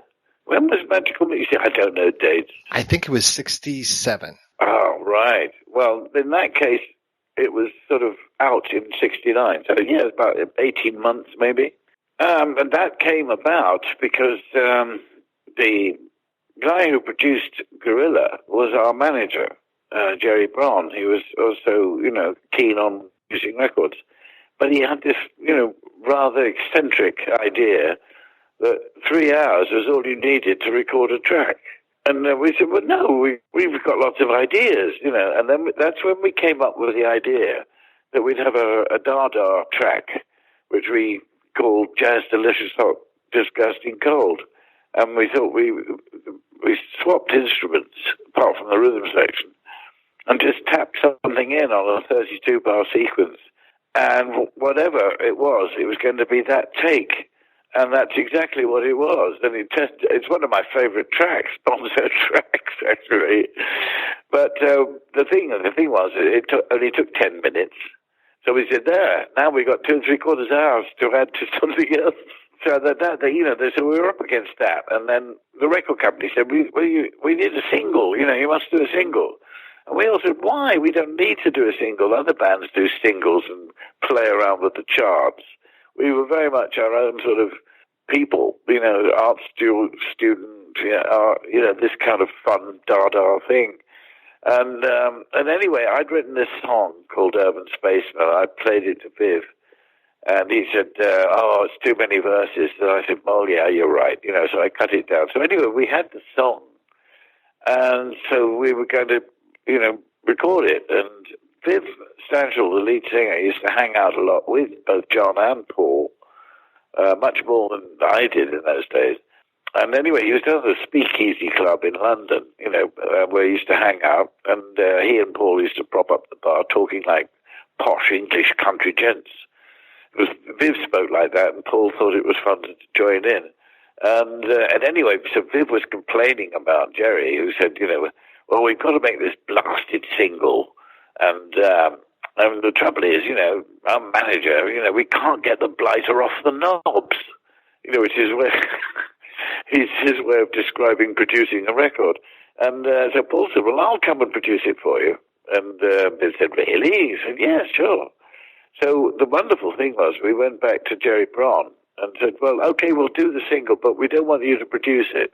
And he said, oh, and who do you think you're going to get? And it was a wonderful moment. And sure enough, Paul came along and produced the record. First thing has happened, he came in, and was all smiles, hello, how are you, and everything. Oh, well, fine, and he before he did anything, he went over to the grand piano in the corner. This was Chapel Studio in Bond Street in London. And he said, I've just written this. And he started playing Hey Jude. I'm sure he'd just written it the night before, but the Beatles hadn't heard it. And as you know, it's slow, lugubrious, and on just a piano. So I thought, this is hysterical. He's really winding up Jerry Braun because here he is playing this sort of 4-hour-long dirge.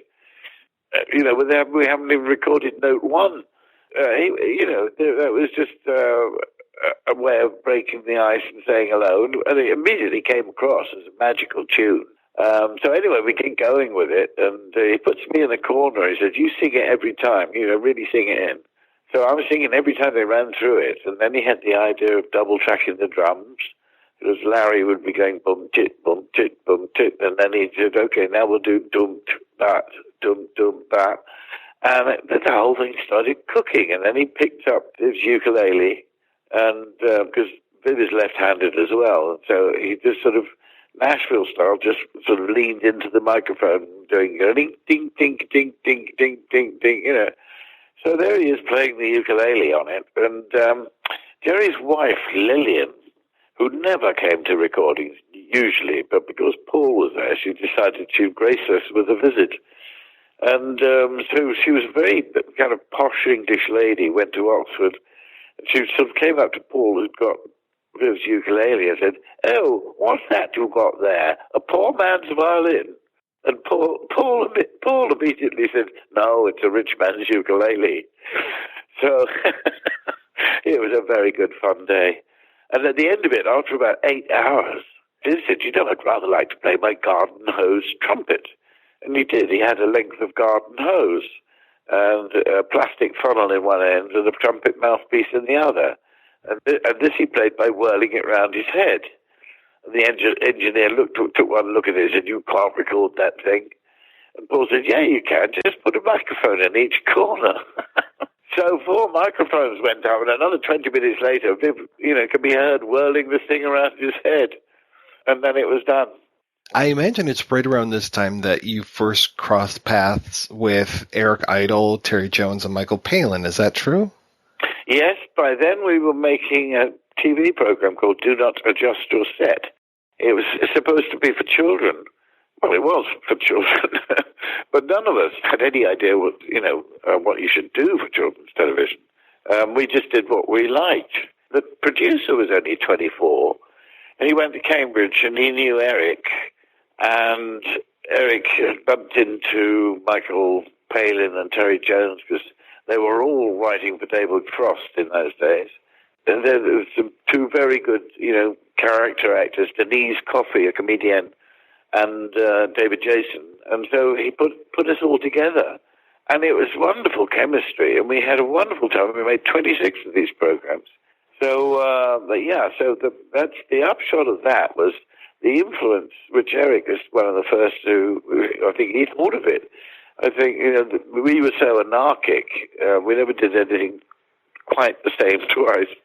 It gave them the freedom to sort of move what they were doing on into Python and now for something completely different.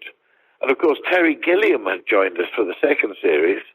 So, bringing these wonderful animations to the mix. But by the time the Bonzos had finished the U.S. tour, decided, maybe, after 5 years and 3 managers and no holidays, it's time to sort of hang up our boots. So that's when Eric rang me up and suggested I'd started doing some music with them, with Python. So by that time, had they had the television show? Yes, that had just sort of started. Like the BBC can be sort of funny. there was a fabulous radio show that we grew up with as children called The Goon Show. And the story goes that, the upstairs people in charge of things had a look at it and said, what is this go-on show? Completely clueless. And they were very similar attitude to Monty Python's Flying Circus. They took it off, because of snooker every now and again. It was not venerated at all.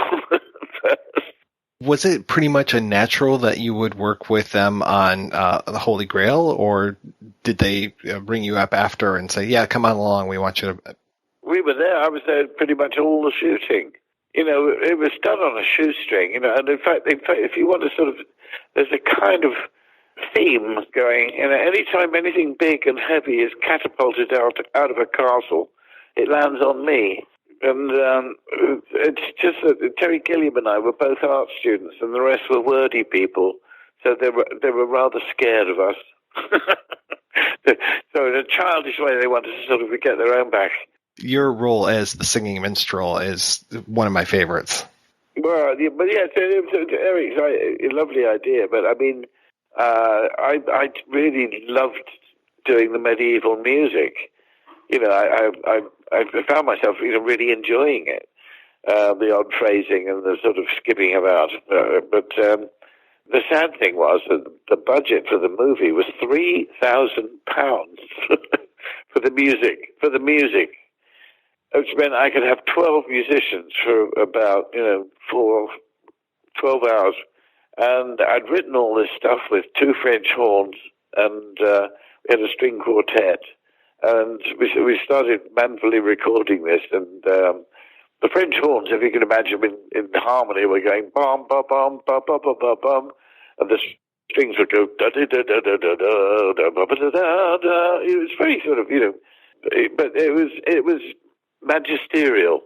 But Terry rang me up. He said, this is awful, Neil, but I think, because we're using coconuts and everything, there's no horses on us. If the music sounds thin, which it did, because, and they really had to use like 140 musicians playing, nondescript library music to make an impact. And I think he was quite right. I was only slightly miffed, but it's a shame those tunes never hit the light of day. But he absolutely made the right decision. So the only music I wrote that survived was the sort of medieval stuff and the choir, that sort of thing. The monks. Oh, the monks' chant. Yeah, I actually found that in an old manuscript. Pie Jesu Domine Dona Eis Requiem. Dear sweet Lord Jesus, please give us peace. And they're whacking their heads. No, it was a fun thing to do all the way through again, And being halfway up a Scottish mountain wearing this chain mail, which is made of string and sprayed silver, and when your feet got wet, it was quite miserable. I suggested we all sat around like, medieval knights in string chain mail, eating sort of scrambled egg sandwiches. I suggested a game, to decline the verb to sheep worry. I am sheep worried, I will be sheep worried, and Cleese won it with the future pluperfect. I am about to have been sheep worried. With that film, how was it working? Because that was 2 directors. That was Gilliam and Jones at the same time, correct? Yeah, but if you've ever worked on a film, you don't really take any notice of the directors. No, it worked fine because Terry he's more of an art director, really. And I think that's the way it sort of fanned out, But, it was open to a bit of ad-libbing at any time, I remember being one of the French soldiers up on the battlements next to Cleese, who was taunting people, Anyway, he turns to me at one point and says, "Fetchez la vache," which is fetch, which is not a French word at all. And la vache is the cow, right? So I thought, it's such a silly line. You can't just throw it away like that. So unbeknownst to him, when he said, "Fetchez la vache," I went, "Quoi?" And he went, "Fetchez la vache," So I was shamelessly building my part, but I think it improved. So how does Rutland Weekend Television and the Rutles come about? I did a lot of live concerts with Monty Python because it was handy because I could hold the ship, as it were, while they sort of scrambled around and changed into something else. And we were doing Drury Lane in London. And Eric said, in his dressing room, he said to me, do you fancy doing some television? And I said, not really, Eric. I'm not that keen on television. He said, why? He said, well, do not just set the cameras never pointed in the right place. And, I said, I know the Bonzos didn't exactly help there, but when he said, you can tell the cameras where to point, I went, that's different. So I said, well, yeah, okay, you're on, And basically, because Eric wrote on his own within the Python group, he would still write his stuff on his own, and I would pretty much write on my own. And we get together,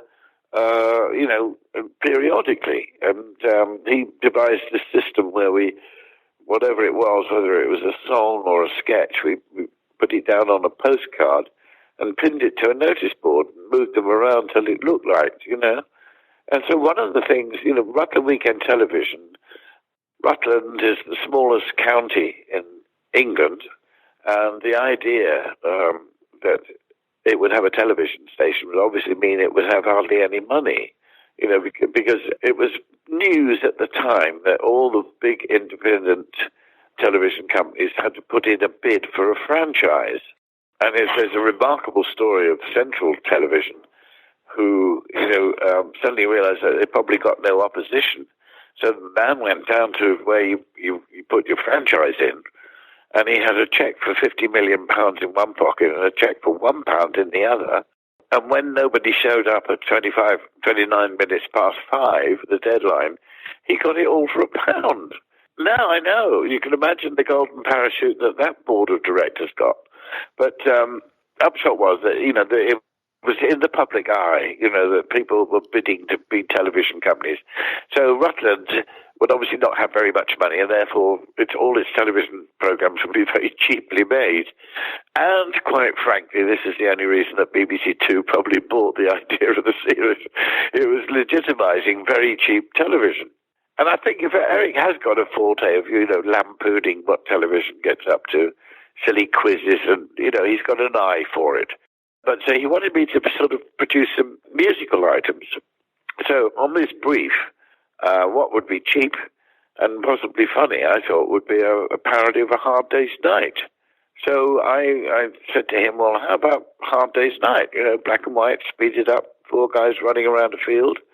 He said, great, because I'm there for a documentary maker who's so boring, the camera runs away from him. So those two were put together as part of Rutland Weekend Television. And it started off from a sketch of a man, me, suffering from love, in a sort of a hospital sanatorium grounds, wandering around with an idiotic, silly, sloppy look on my face, if you like. And that turned into the Rutles, which then turned into the documentary maker, and turned into something else. So, that existed. And then when, in America, I think Sid Bursztynski was it, who was the promoter, was trying to get the Beatles back together again. And Saturday Night Live were running with the gag of getting the Beatles back together again. They got George Harrison on there, and Lorne Michaels waving $3,000 in cash under his nose, saying, well, this can be yours, George, just get the boys back together. And George saying, what, all of this for me? And Lorne snatching it back and saying, no, you want to share it with the others. Maybe you don't have to tell Ringo. These jokes were out there. And then the thing was that $3,000, of course, was the musicians' union rate for 4 guys on Saturday Night Live. So anyway, the thing was they set it up so that Eric hosted the show because he said he could get the Beatles back together for $300. And at the last minute, they realized it was a bad phone line, and he hadn't got the Beatles, he got the Rutles. And they showed the clip from Rutland Weekend Television on Saturday Night Live. And that's how, the mailbag was enormous. Everyone was ready to sort of have a laugh about this. And so Lorne went downstairs, and it took him about half an hour, and he came back and said, well, we're on, we can do the whole story. And that's how All You Need Is Cash got going. No, it just happened, very fast. Tell me about the other guys that were in the Rutles. How did you connect with these guys? John Halsey was in a band called Fatso, which I used to play in a pub with, because I was doing Rutland Weekend Television, and John rang me up and said, "What are you doing?" I said, "I'm doing this telly thing." So he said, "I'm playing with this great band." I said, "Oh, I'll come and see you." And I thought, why don't I, they offered, said, "Why don't you join us?" And it was great to sort of actually go out and play some live music. There's Billy Bremner, who was in Rockpile on guitar, Roger Rettick, who's pedal steel and Fender guitar as well. It worked, and so they became the house band for the second series of Rutland Weekend Television. They were known as the Alberto Vasectomy 5, but then the BBC said, "You can't say vasectomy." So they became known as the Alberto Rewrite 5. And that's who's playing when George did the Christmas special, "I'd Like to Be a Pirate." So all this fun was being had. So John Halsey, I knew, the drummer, and I think Eric had been on a holiday in the Bahamas, the way Eric does, and he bumped into Ricky Fattar. It always makes me laugh, because they're sitting on the beach, and then out of the blue, Eric says to Ricky, "How would you like to be a Ruttle?" And Ricky remembers saying, "Yeah, okay," and at the same time thinking, "I wonder what a Ruttle is." Obviously, you're involved greatly with the songwriting. Are you involved with the writing of the narrative as well? Only in the kind of ad-lib sense. The structure is definitely Eric. He sort of put the structure together. But it's based on, what happened to the Beatles. The fun of the Rutles is to pretend the Beatles didn't exist and just tell the story, And George Harrison was plying us all with, details and footage, he got out of Apple from Neil Aspinall. Just some of the bits, I suppose, mainly the shower scene. There was no script for that, and Eric just sort of said off camera, he said, "Why are you doing this?" I just ad-libbed, I said, "Well, we're in a shower, getting wet, because, so on, And Eric rather mucked up that take by sort of like laughing at the end. So I had to do it twice, But there were lots of things that were very funny. Ricky was funny because he could roll his eyes in a certain way and just say one or two things that nailed it, And John was very funny. And so I think it's a shame that a lot of that stuff didn't actually get through, because by the time you cut it all down to fit 2 hours on prime time, we've only got 1 hour, 12 minutes. And so a lot of stuff hit the cutting room floor. In fact, I said to her, why don't you, get the man in the Macintosh back again and use some of the stuff? It was obviously on the same reel, but apparently they couldn't find it. So when the second one, I think, is, mainly Eric and his Hollywood chums. But I know there's some funny stuff that will never see the light of day, but the people editing had a lot of fun with it. Tell me about the songwriting. How was it like approaching, because you're so close, but you're not right there. And then the songs themselves, I mean, there are some funny bits to them, but they're not necessarily comedy songs. It's a really interesting mix. No, well, I this is, go back to the meeting where Lorne re-enters the room triumphant, saying, "I've got the budget." And I'm sitting on a windowsill, away from the excitement, just waiting, because suddenly the penny dropped. They turned to me and said, "We're going to need a few songs." So I had time to think that, whatever I do not want to trivialize the Beatles songs, because I'm a big fan of their song. And I also knew, sort of in a visceral way, that if I started listening to the Beatles songs, indeed, I'd never get anywhere. So I formulated in my own mind, so when they said, "Well, can you give us 20 more Rutles songs by next Thursday lunchtime?" I said, "Well, I'll try." So I went away and I thought, I'll stick to those things. And I thought, well, if I can think about where I was when I heard some of the Signpost songs, like All You Need Is Love, or, but being part of the Magical Mystery Tour, I sort of kind of knew that a little bit from the inside. But the hardest songs of all were the early ones, arguably where they're channeling teenage girls. Then I thought, well, that's it. I remembered my first date at school, and I said, well, that sort of thing. And so I came up with the idea of Hold My Hand, and the kind of level of, getting to know girls and things like that. I'm not the kind of guy who likes to play Big Brother, but I've just seen your date outside. He's with another, So this was coming from my memory. And I thought, well, if a lot of the tunes will work with one instrument, if I can sing the song with a guitar or a piano, it'll take all the arrangement, necessary. So that's basically what I did. All the songs, I could actually sing, and it worked as a song, just as like a solo. So when I got all the songs written, then, we started to look at how to record them. And the second good idea I had was with Ollie Halsall and Ricky and John, the four of us, we locked ourselves into this house in northern London with a bloke called Alistair and two Revox machines, and we started rehearsing it. And Wimbledon happened to be on as well, so we worked really hard, and then we had a break watching silly Wimbledon, and then go straight back to it. So after 2 weeks, we came out like a band. And the thing is that Ollie Halsall's got this great voice as well. And so he was singing songs, Ricky was singing. It felt really good. So we went into the studio and we started putting the songs down.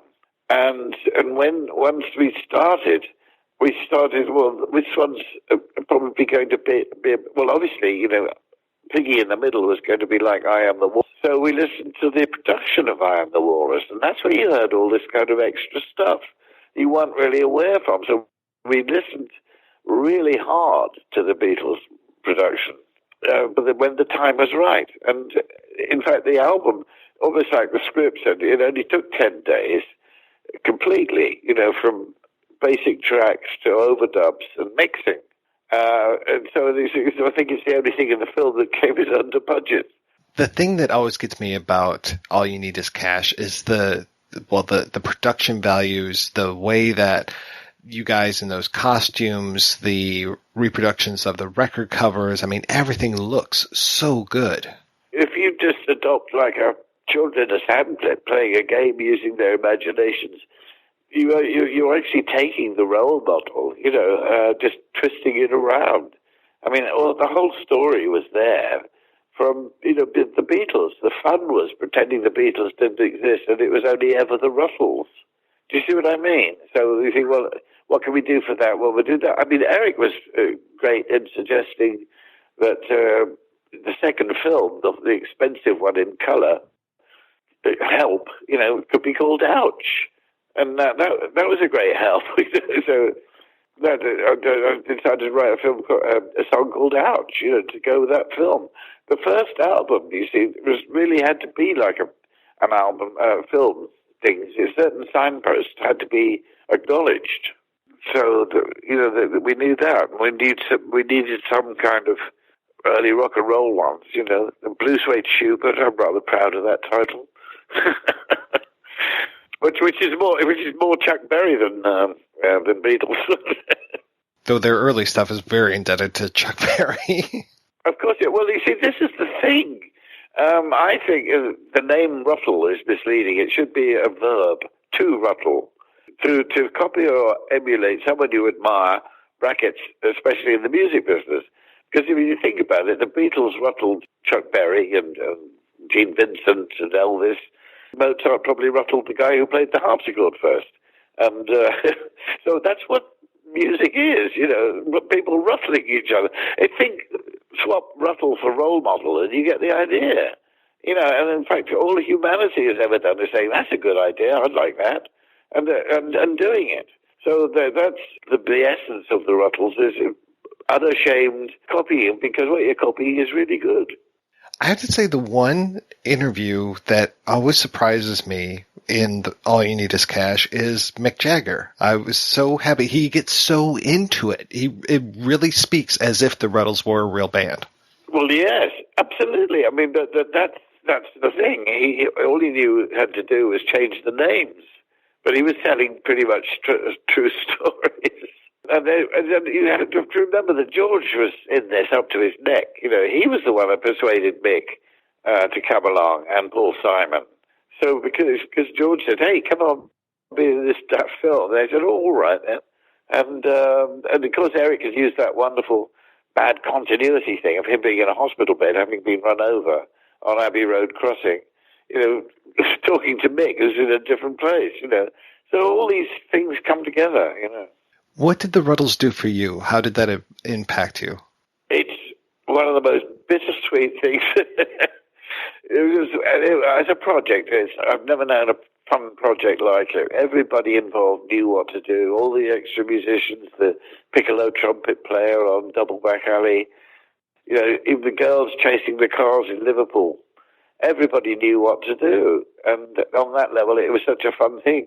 On another level, the aftermath, where publishers, started getting really nasty. I couldn't believe, just how nasty they could be. I didn't actually go to court, but my publishers actually abandoned me. People publishing the Beatles songs had $1 million slush fund to take people to court. My publishers said, "Oh no, the songs are different," and they employed a musicologist for $5,500 then back in the 70s, which I paid. It all said, "Oh, there's no case to answer here. The tune's different, the words are different." Halfway through, he had a bit of musicologist fun by suggesting that, "Oh yeah, and all right, we're in the public domain." My publishers just dropped me in it, threw me under the bus, because they said, "Oh yeah, we'll win, but we might not get costs." So I ended up having to sign something that assigned the copyright to then ATV Music, where they were only offering me 10%. So I said, "No, I'm not signing that. That's just not on." But in the end, the best they could do is get 50%. I very grudgingly, sort of signed it and turned my back on the music business, a bit like Ron Dusty. And I went into children's television, doing, things at work I really enjoyed. But I felt it was unbelievably bullying boy stuff, and quite unlike anything I'd ever encountered before. How could something that was so much fun turned into something that was so unfair? But that's the way it was, and then go on for another 35 years. Now I've actually got those songs back in America because of some great American politician who made it law that after 35 years, so many people being ruined, and skimmed by the business, that they got their compositions back. But I still think that, that some people are not accepting it again. So we'll see what happens. It's an outrage, really.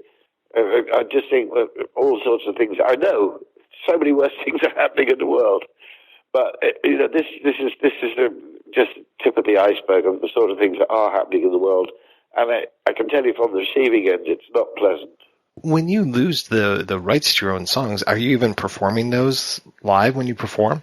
Oh yeah, they have no right in law at all, because law is so expensive, and they've got money and you haven't.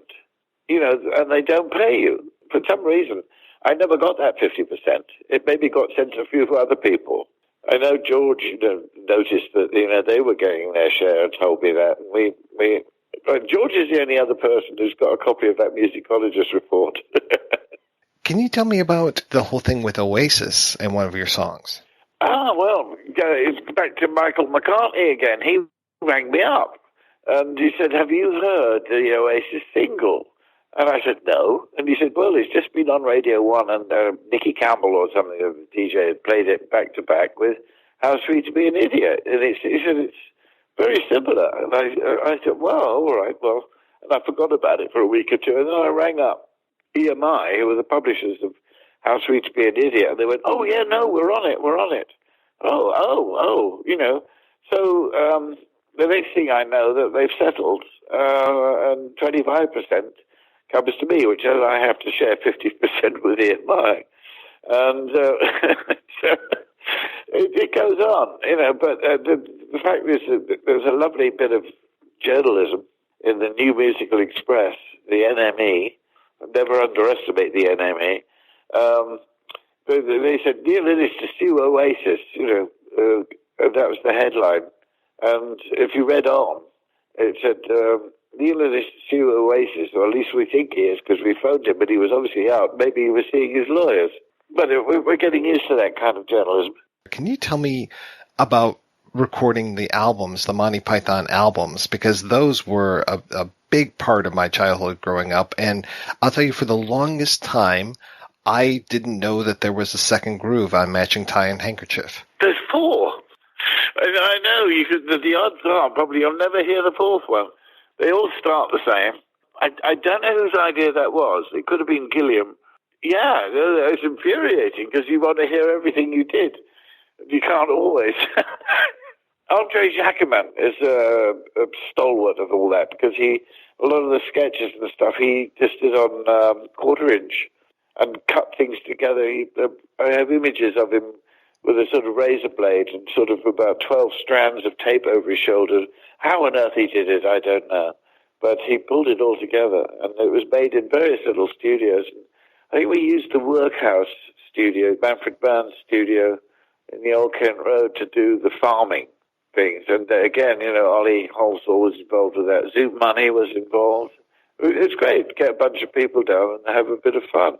I don't know if this is all right to ask, but I am curious, why weren't you involved with Can't Buy Me Lunch? I suggested it, but then he didn't do it the way I thought. So I really distanced myself from it. I didn't really enjoy it because I didn't see the point of just putting the same footage back in color. So I have to say that, well, it is what it is, but it's not what I would have done. I would have found those bits of, ad-libs from the rest of the people, the funniness of it, and the irreverence of it. And honestly, my memory is of a lot more funny stuff there, and I was disappointed at the time that it wasn't in. But that's the way it goes. People said come over to New York to the edit and things like that, and I didn't bother. My job was done.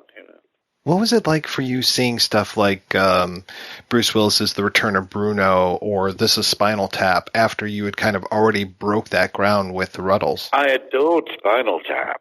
I'm a big fan of Rob Reiner anyway as a filmmaker. It was ace. Lovely. I mean, it didn't bother me at all. I mean, we may have been the first mockumentary, but I thought there were Christopher Guest and Michael McKean and Harry Shearer. Yeah, he came to the thing we did at the Troubadour. We did a kind of Neil Anderson fake Ruttle thing in the 90s. He came to that. So no, there's a definite kind of hands across the water there. With I think Rutles and Spinal Tap should sort of form a super group. We could make progressive rock. Wish it had never been born. Well, how about you? What are you up to these days? Well, we've just been touring the Rutles, and it's been amazing. We just had pretty much sellout crowds, and about 8 or 9 songs people sing along with, word for word. And I can always say what's lovely after 40 years, that it's not about the trousers anymore, it's about the songs. So they've asked us all to do it next year. And it's not a career move, it's something we enjoy doing. And if we have fun and don't lose money, that's what we do. I've also got enough songs around to sort of make another solo album.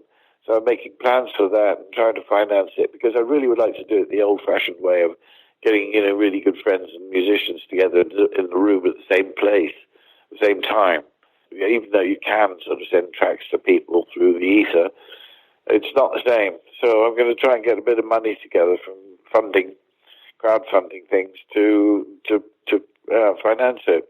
So that's over the next sort of 6 months to a year.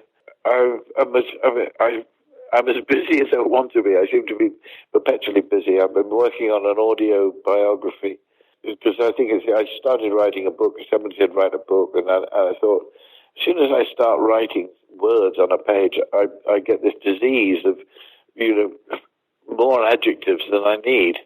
I said, nobody talks like this. So I just thought, well, I better be a microphone man. So I'm playing around with that, but I've gone a bit too. I've set too many things going at once, and I need to sort of thin it out and do one thing or the other. So that's facing the wall for a little while. But I'm really happy, busy working and penning my ideas and and picking my jaw up off the ground at what's happening in the world, comparing how optimistic we were in the 60s. Yeah, no, things are rather dire right now. I completely agree. Yep. Why did you move to France? Well, partly because the weather is so much nicer. Have you ever been to England in the winter? It is unspeakably miserable. So a combination of things. Trying to sort out business outrages, which after 10 years I realized I was not going to be able to do. So I decided to look what I've got and then sell up, just move, lock, stock and barrel. And I don't regret it at all. It's absolutely lovely living here. I'm only an hour's flight away from London. It's fine. And I've got a lovely little basement studio and a stone house. And I come out in the sunshine. And I've got a pool to dip in, and I'm surrounded by woods and rocks and deer and red squirrels. It's lovely. And the wine, of course. Yeah. Well, Mr. Ennis, thank you so much for your time today. This has been a real pleasure talking with you. Well, I hope you've got what you hope to get. But no, thank you, Mike. I've enjoyed talking to you. Made it very easy. Thank you.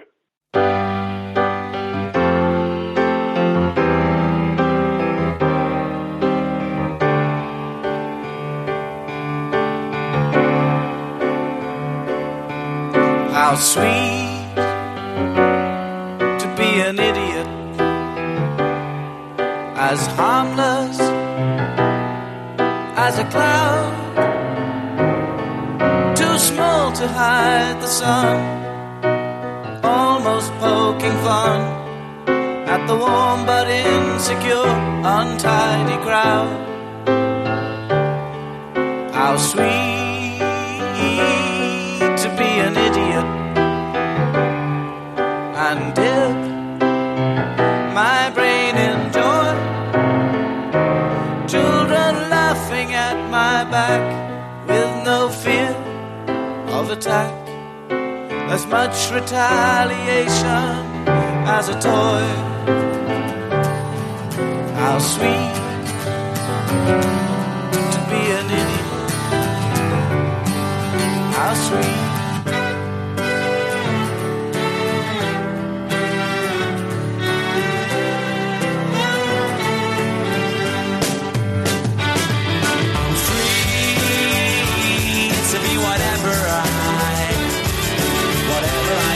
And I'll sing the blues if I want. I'm free to say whatever I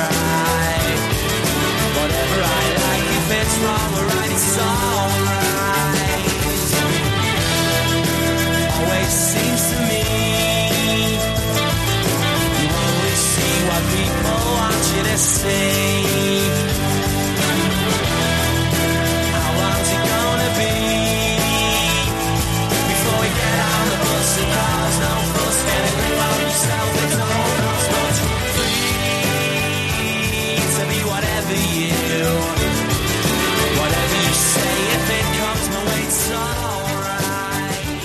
All right, we are back and we're talking about the Rutles. So just like every good musical mockumentary has to have a disappointing sequel, I'm looking at you, Spinal Tap, Break Like the Wind. The Rutles also had an appropriate cash grab follow-up with the 2004 special DVD something or other. It looked like it was made for cable. Can't Buy Me Lunch. So, yeah, Can't Buy Me Lunch. This is a very troublesome thing. And this is, like I said, this is like everything that you like has to have the obligatory sequel that just kind of sucks. And I wasn't a big fan of Can't Buy Me Lunch. I don't know if you guys saw anything of worth or of use in it. There were a few moments, and using some of the footage that didn't make it into the first one, it was nice to see that, but it didn't need to be as long as it was. I mean, I do crack up, and I know Eric Idle cracks up at the same thing of Gary Shandling telling the story. You know, his favorite moment of the Rutles is when they're getting off the train and the Germans are there, and he stops. He thinks, "Oh wait, no, I'm confusing the Rutles with Schindler's List." I'm like, all right, that's a pretty funny gag, but otherwise, yeah, I can't think of too many things that were really funny in there. to warrant the running time.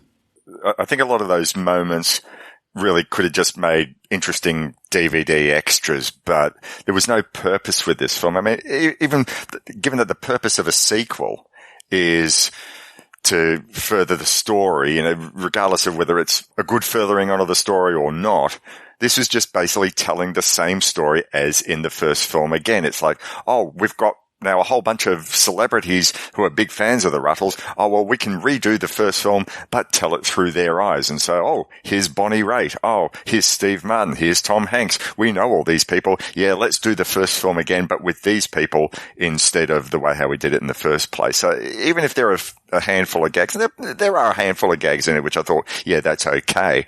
But it was a purposeless sequel, more than I think just about anything I've ever watched. A real shame about it is you have this sequel where it's only one of the Rutles involved, and then at the same time you have a reunion album where it's the other three Rutles involved. Granted, Idol does use music from the reunion album, or the follow. I don't know if you want to call that a reunion album or not, but he uses music from it in this sequel, cutting footage from the first film to sync to it, which I was actually kind of impressed at the editing, because, if you're not aware of it, you almost think that they actually were playing these songs, even though they hadn't been recorded yet. It just seems like a real missed opportunity to make a Rutles sequel around the same time that the three Rutles were promoting that new album. Yeah, because, I mean, they did a lot of stuff. They did a lot of promotion for it. It would have been a great time to shoot some stuff and have them as older men. I mean, there's that one news clip of Ron Nasty being interviewed about, are you doing this just for the money? And he says that line about, oh, it's not all about the money. People put too much importance on money. I mean, I give away my money all the time, usually in exchange for things. And I'm like, oh, he's still got that wit. He's still got it. And I'm sure that was completely ad-libbed. It just seems like they could have made a really great sequel if all of them had been involved and they'd thought it out. And they could have still used a lot of the stuff that made it into what became the sequel. But it just seems like a missed opportunity.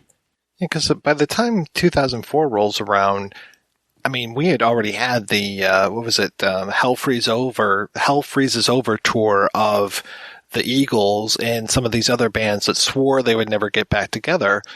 There's something that you could parody right there as far as having these things, these musicians who maybe now hated each other all getting back together and playing it out that way. I think that would have been a good way to hang your hat on. And then, talking about the influence of these guys rather than just doing a repeat of the first movie.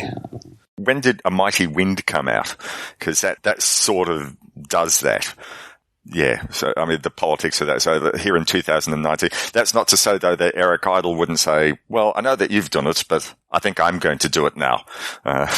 He's, I mean, in this world where we like to talk about recycling, Eric Idle is a champion of that. So, I'm looking at you, Oratorio of Life of Brian or Spamalot. So Can't Buy Me Lunch is, just another in a list of things that he's done that he thinks, oh, I think I'll do that a second time, but, maybe put a different spin on it. So, yeah, I just have some issues with some of the stuff that he does. And it just, they make a joke like this is just a shameless cash grab, but it is a shameless cash grab sometimes. And it's like, okay, I liked Spam a lot, but there's a lot of other things that I sure didn't like. And I don't need to buy the same damn Monty Python album 15 times. I've got my, 6 or 7 albums. I shouldn't buy Tying a Matching Handkerchief, a fifth, a sixth, a seventh time. Just stop it. Quit doing that kind of stuff. Maurice, did you have a chance to read Idle's autobiography? No, I did not. Sorry. Kind of reminds me of that Dennis Miller joke about when the White Album came out on CD and Manson was quoted as saying, oh man, I've never heard it this way before. I must have had a blown speaker or something. Reading Idle's biography, I kept wondering if I had a corrupt file or something, because as I'm reading his autobiography, I'm just like, this is so rambling, and it feels like we've heard or I've read the same not the exact same sentence a second time, but he would just repeat himself as he was doing it. It was almost like it was just a transcription of him saying something, in the way that when people talk, they will repeat themselves, they'll go back, they'll say something, a slightly different way later on, and they'll just keep harping on the same points. And that's very much how, like, I read the 2 chapters about the Rutles, and that's very much how this came out for me. Was just, it felt very rambling, and like, did he not have an editor on this? Or, like I said, did I get a corrupt file? Because it just was very, very confused. Yeah, those are the only parts that I read so far. I do want to read the whole thing also, but I read those parts after watching the Q&A from the screening where they all got back together. And it was almost, some of the things he said there were word for word what's in the book, as if he has this memorized. He knows exactly how he's going to tell this story, to the point that I was like, did I already read this? And I'm like, no, I just heard him say this on a video like the other day. After doing 400 episodes of The Projection Booth, congratulations everybody for being on the 400th episode. After doing that for so long, I have found that certain people, certain celebrities have their stories. It's pretty much, I'm sure that the 3 of us are very much the same way. Like, tell me the story about when this happened, and you tell the story, and it's probably very similar to the last time you told the story. And when it comes to a lot of celebrities that I've interviewed over the years, it's the same thing. It's like, can I break this guy out of telling me the exact same thing that he said on the audio commentary or in the interview with this magazine or whatever? Because yeah, people are like that. They just have their set stories and they just tell them the exact same way every single time. That's been my challenge, is trying to break people out of doing that sometimes. And then other times you're just like, tell me this story. Hey, Stephen E. D'Souza, tell me the story about when, the director of Commando went and saw Rambo, and then what happened the next day on set. Like, those are like familiar and they warm your heart kind of stories, versus just like, oh my God, you're telling the exact same story the exact same way again. I really don't need to hear this. So like you're saying, yeah, that Q&A was super similar. The one thing from that Q&A that I really kind of liked, and it was a really super catty thing, was when Eric Idle was talking about how he was interviewing these celebrities, and Maurice, you said, like, if you replace the Beatles with the Rutles, they could be a little bit more open, a little bit more true. Yeah, I found subsequently interviewing a lot of people about the Rutles is they tend to reveal more than they would if you asked them about the Beatles. And I found that particularly on the second one, where I've interviewed a lot more people, that they actually tell very intimate and rather sometimes very moving stories under the guise of talking about the Rutles. And Dirk isn't that popular, it turns out.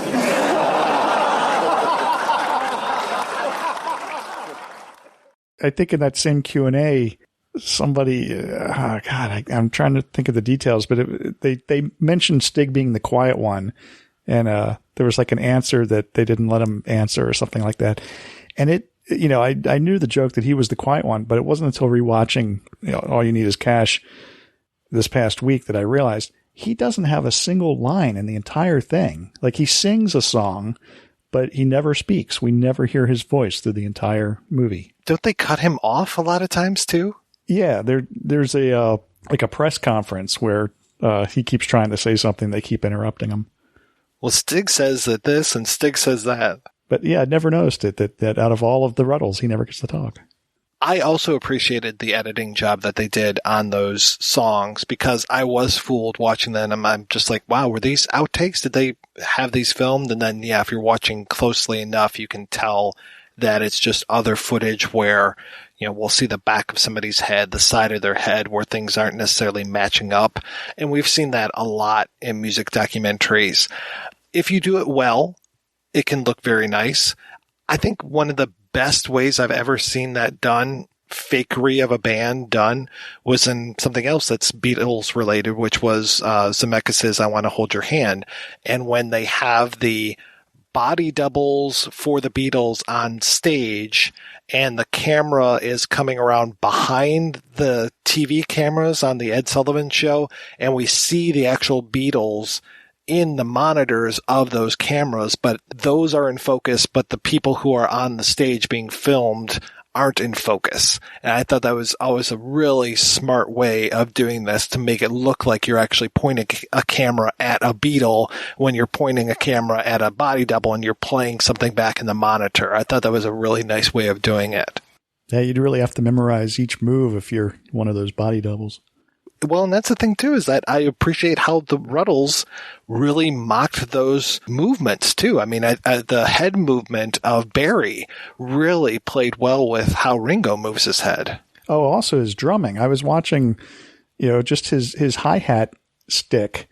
I don't know if it was in the original film or if it was in the sequel, but I think it was in the sequel that you can actually see more footage of Barry drumming, and you realize, okay, this guy really does know how to drum. Like, this isn't just some guy they got to play a drummer. This guy really knows how to play these things. And I would imagine he's a pretty, just from how it looks, he's a pretty powerful drummer.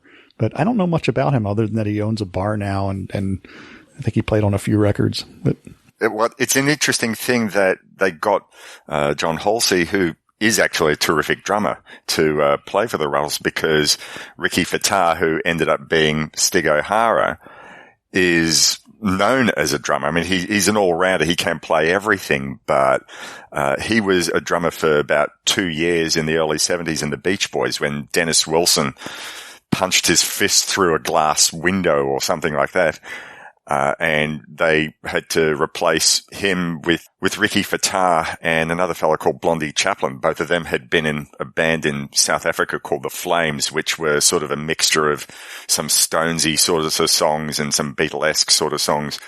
So it's interesting that in a parody of the Beatles, they get a Beach Boy, which was the other sort of really mega big band of, that period. But Ricky Fattar is an insanely talented drummer. So interesting that he ends up doing guitar duty for the Rutles. Who was it that played Barry? His name is John Halsey. I seem to remember his name from some other Neil Innes projects. I want to say Grimm's Clowns on the Road or something like that. I remember looking into more Neil Innes projects after discovering the Rutles and noticing a lot of the same names involved, but I probably should have pulled all that stuff out and made some notes before we did this recording.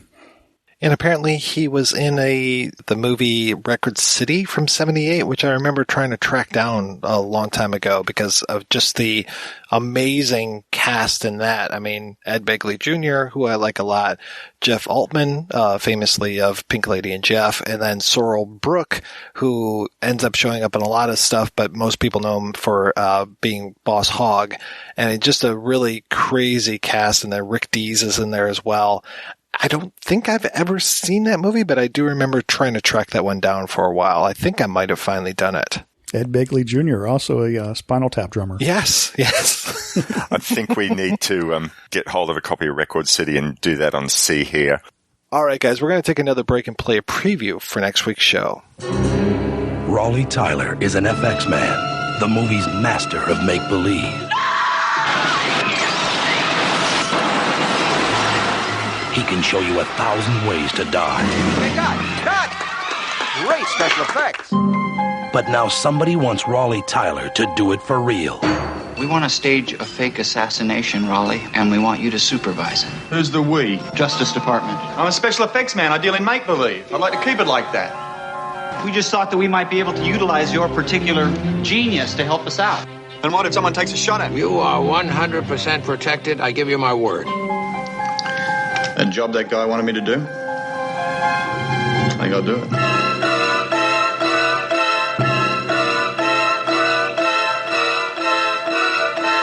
But someone else is writing the script and casting him as the killer. I haven't done anything. What if he put in real bullets? If one person suspects. Sorry, Raleigh. No loose ends. Listen up to something. He tried to kill me. You go directly to the newspapers. And what makes you think they believe me? I believe you. My name is Leo. We need to talk. Where the hell are you, Tyler? He's going to need every trick from every movie he's ever made. Remember my particular genius. Just to get even. And get out alive. I'm in pursuit of a blue step van. Letters on the side. X as in Frank, X as in X-ray. Remember Skidball Express? I sure do.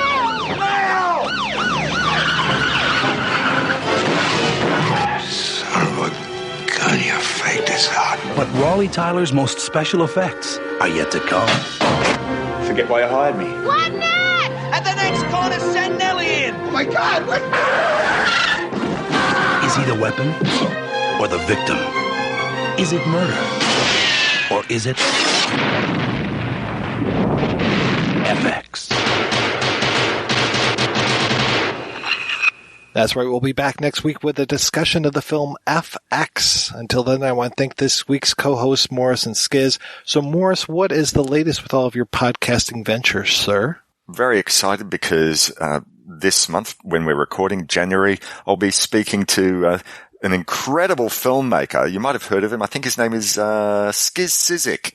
We'll be talking with him about his new film called Ice Pick to the Moon. Either of you guys know about him? That guy owes me money. It's a familiar name. Did he do some sort of like a baseball movie or something? The last few months on See Here, we've been doing quite a few interviews. Normally our format has been just to sit around our respective microphones and talk about films, but it's been really exciting that we've been getting interviews apart from Alan Arkush, who was, an established director, but we've been speaking to quite a few new directors, and that's been very, very exciting. So, this month we're speaking with Skizz. Next month we're speaking to a fellow who directed a new documentary called The Library Music Film. So it's about the history of library music. And I always had this impression in my head what library music actually was. And then listening to a bunch of it in research for this film, and I'm thinking, I know that tune.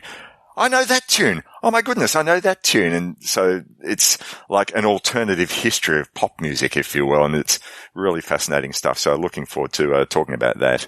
And the other thing I've got going on is I've just recently started up a new band with this great songwriter, guitarist. At the moment, it's just the two of us. We're sort of jamming around his songs, but we're sort of doing stuff in a Flying Burrito Brothers, Elliott Smith sort of vein, and really looking forward to maybe getting out and doing some stuff with that. So, and Skizz, what can we look forward to from you in 2019? Let's see. I'm going to keep showing Ice Pick to the Moon around as much as I can and work on getting the DVD made and released, and then try to finish up a bunch of the projects that were sort of backburnered while I was trying to finish that film, including a short documentary on Erga Music War, another documentary that I've worked on little by little over many, many years, and just sort of feel like, okay, it's just time to finish it and get it out there and get it off my plate. And other than that, make some music and I don't know, write some more, I guess. Well, let me know when I can fuel up the jet and come on down and help you out with that DVD release. Anytime. All right. Well, thanks again, guys, for being on the show. Thanks to everybody for listening. I can't believe it's been 400 episodes. So thanks for, if you've listened to every one. Oh my God, I feel so bad for you. Wow. So, as always, please head on over to the website projectionboothpodcast.com, where you can find out more about today's episodes. And I will say you can also find links over to iTunes where you can rate and review the show. It would be really nice to have more ratings. I mean, we've done 400 episodes. I think we've had like 230 people review it over the last 8 years.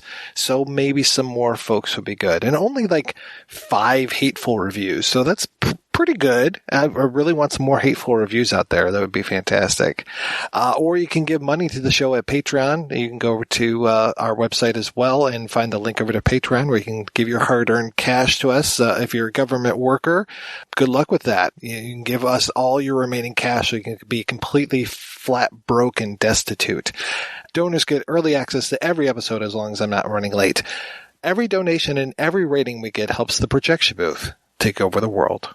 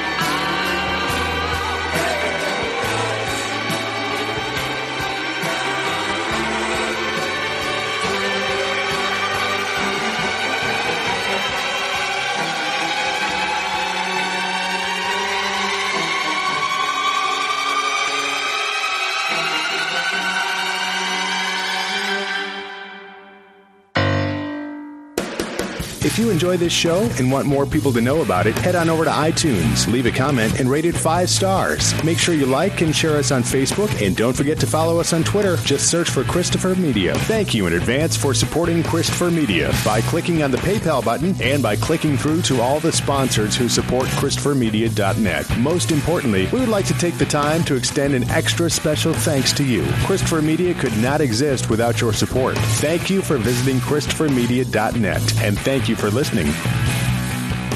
Christopher Media, let's make some noise. I'd like to say thank you on behalf of the group and ourselves. I hope we pass the audition.